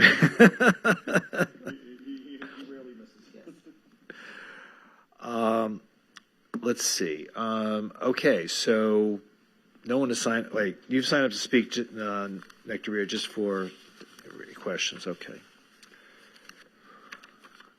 Alrighty. So, okay, it's been the resolution's been introduced, but we're not here for that just yet. We need a motion to close public hearing. So moved. Do I hear a second? Moved and seconded. Please call the roll. Commissioner Glassman? Yes. Commissioner Beasley Pittman? Yes. Commissioner Sorensen? Yes. Vice Mayor Commissioner Sorensen? Yes, thanks. Vice Mayor Herbst? Yes. Mayor Trentalis? Yes, and public hearing on R2 is now closed. It's been introduced by Commissioner Glassman. Please call the roll. And that's for approval. Yes. Thank you. A resolution of the City Commission of the City of Fort Lauderdale, Florida, approving an amendment to a site plan level 2 development permit and an alternate design that meets the overall intent of the downtown master plan for the project known as Arts Park Lofts, located at 407 through 417 North Andrews Avenue, Fort Lauderdale, Florida, in the Downtown Regional Activity Center, Urban Village Zoning District. Commissioner Glassman? Yes. Commissioner Beasley Pittman? Yes. Commissioner Sorensen? Yes. Vice Mayor Herbst? Yes. Mayor Trentalis? Yes, and R2 is now approved. Congratulations. R3, a resolution levying the fiscal year 2026 operating millage rate of 0.6111 and debt service millage rate of 0.3568 for the Downtown Development Authority DDA of the City of Fort Lauderdale. Someone like to introduce the resolution approving the levy? Introduced. Jenny, you signed up to speak, but just for questions, correct? Okay. It's been introduced. Anyone from the commission have any comments or questions? There being none, please call the roll. A resolution of the City Commission of the City of Fort Lauderdale, Florida, levying an ad valorem tax for fiscal year 2025 through 2026 on behalf of the Downtown Development Authority of the City of Fort Lauderdale, Florida, pursuant to Chapter 2005-346 laws of Florida. Commissioner Glassman? Yes. Commissioner Beasley Pittman? Yes. Commissioner Sorensen? Yes. Vice Mayor Herbst? Yes. Mayor Trentalis? Yes. Spend it wisely. Thank you. That resolution R3 is now approved. R4, resolution approving the 2026 state legislative program for the city of Fort Lauderdale. Daphne, didn't we already have discussion on this before? Yeah. So why are we doing this again tonight? Good evening, Mayor, Vice Mayor, Commissioners. We're having this discussion again because there were 3 edits that were done in between the time we workshopped it at the conference and today's approval. So if you look at the agenda or the CAM, you'll see that there's a red line version and a clean version. Right. In the red line on page 4, we revised the firearm regulation statement because we know with the legal case with open carry, there is a long gun issue that's being discussed on the state level. So here we would say that we do oppose the legislature's efforts to restrict local governments from prohibiting firearms in government buildings, schools, and other critical infrastructure. And then we added the line, additionally, the commission supports closing the potential legal loophole because that loophole has not been identified as an actual loophole that may permit open carry firearms with the exception of handguns in sensitive locations, explicitly identified in section 790.06 of the Florida statute. So this is just affirming some measure towards home rule in a way? Correct. Okay. And then on page 5, we have addressed the BDA issue in the Housing and Community Development Statement by adding a line or a bullet that says state measures aimed at, or the commission supports state measures aimed at helping condominiums and cooperative owners manage the increasing costs resulting from mandated requirements for structural integrity, maintenance, and enhancements to public safety infrastructure. And we purposefully left it at that statement in order to provide for flexibility and advocacy depending on what bills come about during legislative session. And then the last one is on page 6. We added an infrastructure resilience and transportation, a notation for vessels anchoring and mooring. We know there's an ongoing issue with anchoring and mooring at Lake Sylvan. So we said the commission supports measures that will prohibit the anchoring of vessels within 150 feet of any private residence, and further that the commission supports amending legislation defining a live-aboard vessel. Those were the main 2 issues for the vessels and anchoring and mooring that have been addressed since we workshopped last.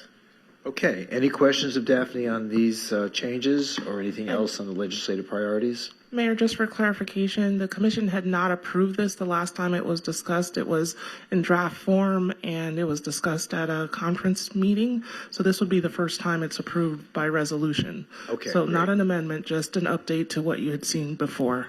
Okay, great. Thank you so much. Okay, would someone like to introduce the resolution? Introduced. The resolution's been introduced. Any further comments or questions of Daphne? Good job, Daphne. Thank you. Thank you. Please call the roll. A resolution of the City Commission of the City of Fort Lauderdale, Florida, approving the City of Fort Lauderdale's 2026 state legislative program, authorizing the city manager to approve any subsequent changes to the city's 2026 state legislative program for the duration of the 2026 legislative session and providing for an effective date. Commissioner Glassman? Yes. Commissioner Beasley Pittman? Yes. Commissioner Sorensen? Yes. Vice Mayor Herbst? Mayor Trentalis? Yes. So R4 is now approved. R5, resolution delegating the authority to receive, review, and process and approve plats and replats on behalf of the City Commission to the City of Fort Lauderdale's Development Review Committee and the Director of Development Services Department in compliance with Florida Statute 177.071. Someone like to introduce the resolution? Introduced. Resolution has been introduced. Anyone have any comments or questions? There being none, please call the roll. A resolution of the City Commission of the City of Fort Lauderdale, Florida, delegating its authority to the City of Fort Lauderdale's Development Review Committee to receive, review, and process plat or replat submittals, delegating its authority to the Director of the Development Services Department or his or her designee to approve, approve with conditions, or deny plat or replat submittals and providing for an effective date. Commissioner Glassman? Yes. Commissioner Beasley Pittman? Yes. Commissioner Sorensen? Yes. Vice Mayor Herbst? Mayor Trentalis? Yes, and R5 is now approved. Now moving on to ordinances of second reading. This is a second reading of an ordinance amending the City of Fort Lauderdale Unified Land Development Regulations regarding variances, special exceptions, and interpretation of the ULDR regulations. Only one person has signed up to speak. Howard. Howard, are you still here? Oh, there you are. Did you want to speak? Well, come on up. So Howard is on the Board of Adjustment. Mayor, Vice Mayor, Commissioners. Could you, press at the bottom there. Great. I'm so used to asking people to turn it on, and I didn't do it myself. So just wanted to, two different items in reference to OSR 1. One, at the Board of Adjustment meeting, and I think you've seen the notes, I heard it discussed this afternoon. We do support the administrative review with the exception of new construction. And secondly, we did have some concerns, which you may have seen as well, about the appeals process. The fact is that we do spend significant amount of time really site visiting and going over the full entire case. And we feel that every time somebody, or we would give a no, that you guys are going to have it here, and that's going to probably happen more often than you think. So just wanted to share those are our concerns on those items, and here to answer any questions. Okay, thank you. Does anyone have any questions of Howard? I think we had a little bit of a discussion this afternoon on this anyway. Vice Mayor, did you want to say something? No, I just want to say I share those concerns. I'm not sure that I'm fully supportive of the idea of what's being proposed. I think you're right. I don't think this is not like P&Z, where the issues are much larger, much more complex. I think a lot of the people that come to Board of Adjustment, a lot of them are representing themselves. They're not showing up with attorneys and lobbyists and lawyers. It's pro se, and so I agree with your position. Vice Mayor, this afternoon when we were discussing this, one of the issues that came up was by allowing appeals to come to the City Commission, it helps homeowners out who would otherwise have to spend a significant amount of money to take it to court. And so that was the consideration. We can always modify this if we find that it's become burdensome. But in the meantime, as an interim measure, we had thought that let us go this way, and that way we'll at least test the process and see what's in the best interest of an individual property owner. So I was listening to a lot of the conference meeting, even though I couldn't be here in person, so I did hear that discussion.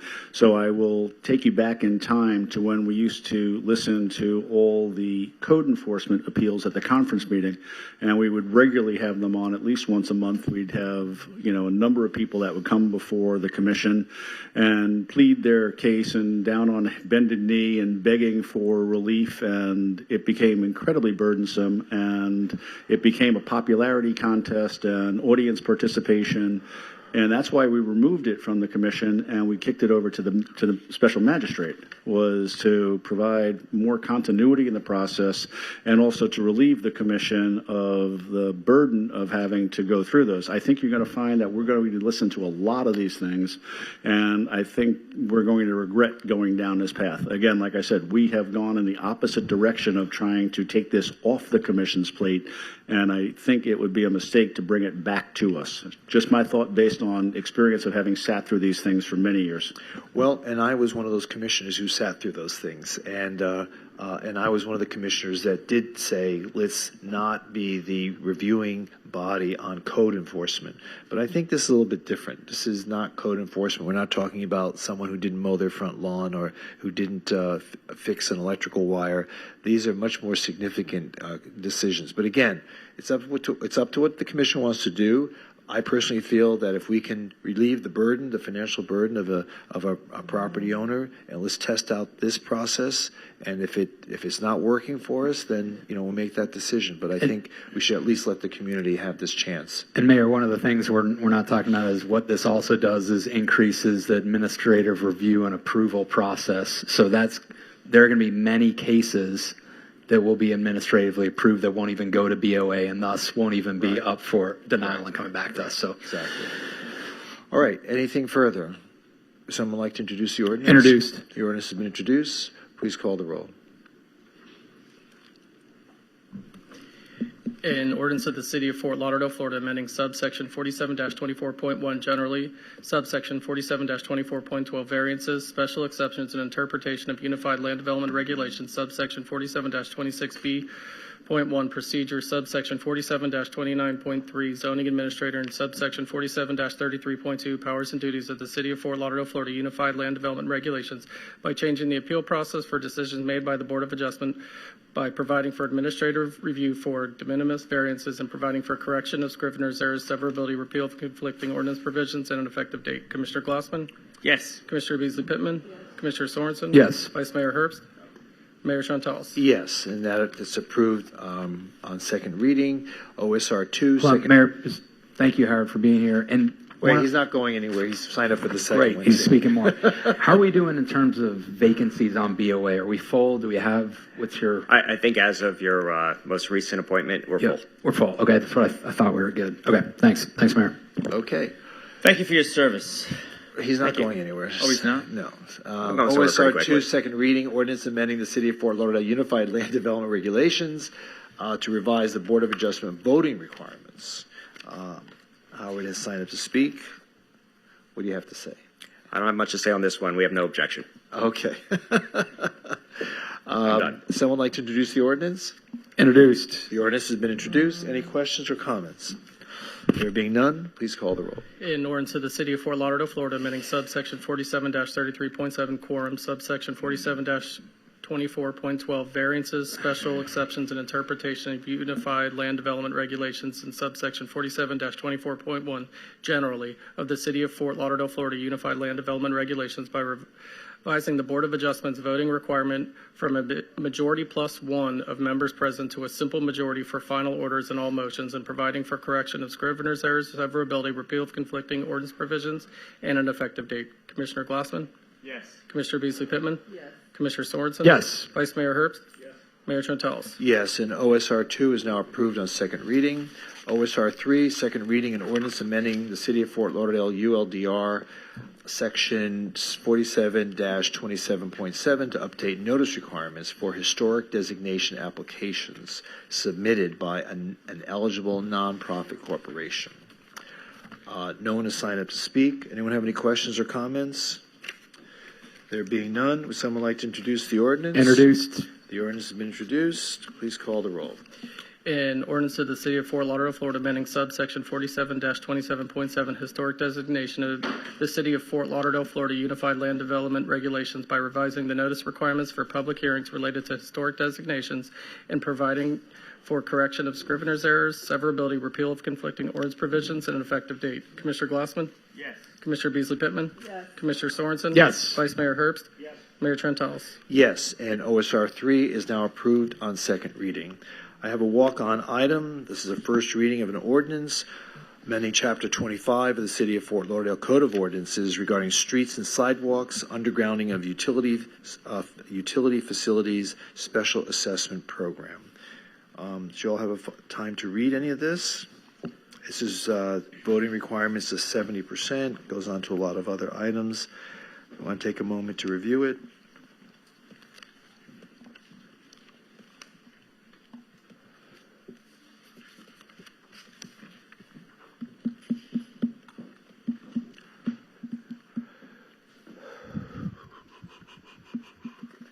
And again, this is an ordinance on first reading, so it has to come back to us for a second time. Someone like to introduce the ordinance? Introduced. The ordinance has been introduced. Any comments or questions? There being none, please call the roll.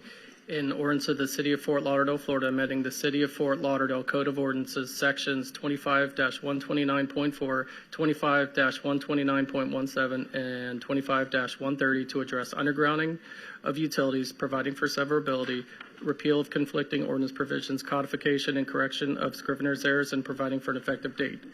Commissioner Glassman? Yes. Commissioner Beasley Pittman? Yes. Commissioner Sorensen? Yes. Vice Mayor Herbst? Yes. Mayor Trentalis? Yes, and the walk-on item is now been approved on first reading. Okay, before we conclude, I have an announcement to make. So Mayor, the court reporter isn't present as yet. I didn't hear you. The court reporter hasn't arrived yet. She's about, or the court reporter's about 10 minutes out. Did you want to? Well, we can still make the announcement and convene and wait for her to show, or him, whoever it is. Okay, at this time, the City Commission shall meet privately to conduct discussions between the City Manager, the City Attorney, and the City Commission relative to pending litigation pursuant to Section 286.011, parentheses 8 of the Florida statutes in connection with the following matters: City of Fort Lauderdale versus Pierce, Goodwin, Alexander, and Linville, Inc., et al. Present at the attorney-client session will be myself, Mayor Dean Trentalis, Vice Mayor Commissioner John C. Herbst, Commissioner Stephen Glassman, Commissioner Pamela Beasley Pittman, Commissioner Ben Sorensen, City Manager Raquel Williams, Interim City Attorney Dwayne M. Spence, Senior Assistant City Attorney Rhonda Montoya Hassan, Outside Counsel Kristen Palacio and Kim Vaughn Lerner, LLP, and Certified Court Reporter, MDS Court Reporting. The estimated length of the session will be approximately 15 minutes. Where do you want to do this? Since we're at the end of the meeting, I think we can clear this room if it's okay. Clear the room. Actually, we're done with the. We're not done. I haven't closed the meeting, have I? Correct. So you're going to have to make an announcement. Yes, and then close the at meeting. the end. But for practical purposes, everybody, the meeting has now concluded. Okay. We'll take a 10-minute break until everyone clears the room. Erica gave you the cookies and I gave her today for my birthday. Look at that. Those are the cookies I gave her.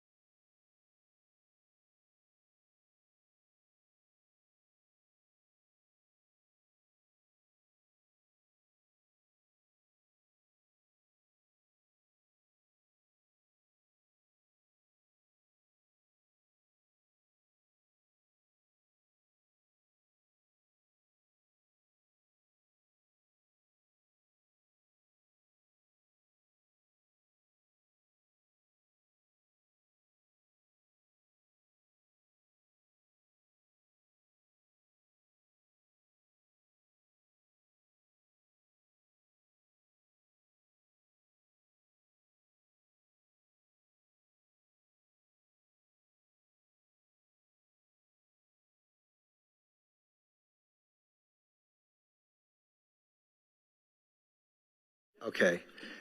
The executive closed-door session of the City Commission is now terminated, and the public meeting is now reopened. The evening meeting of the City Commission is also now concluded. Good evening, everybody.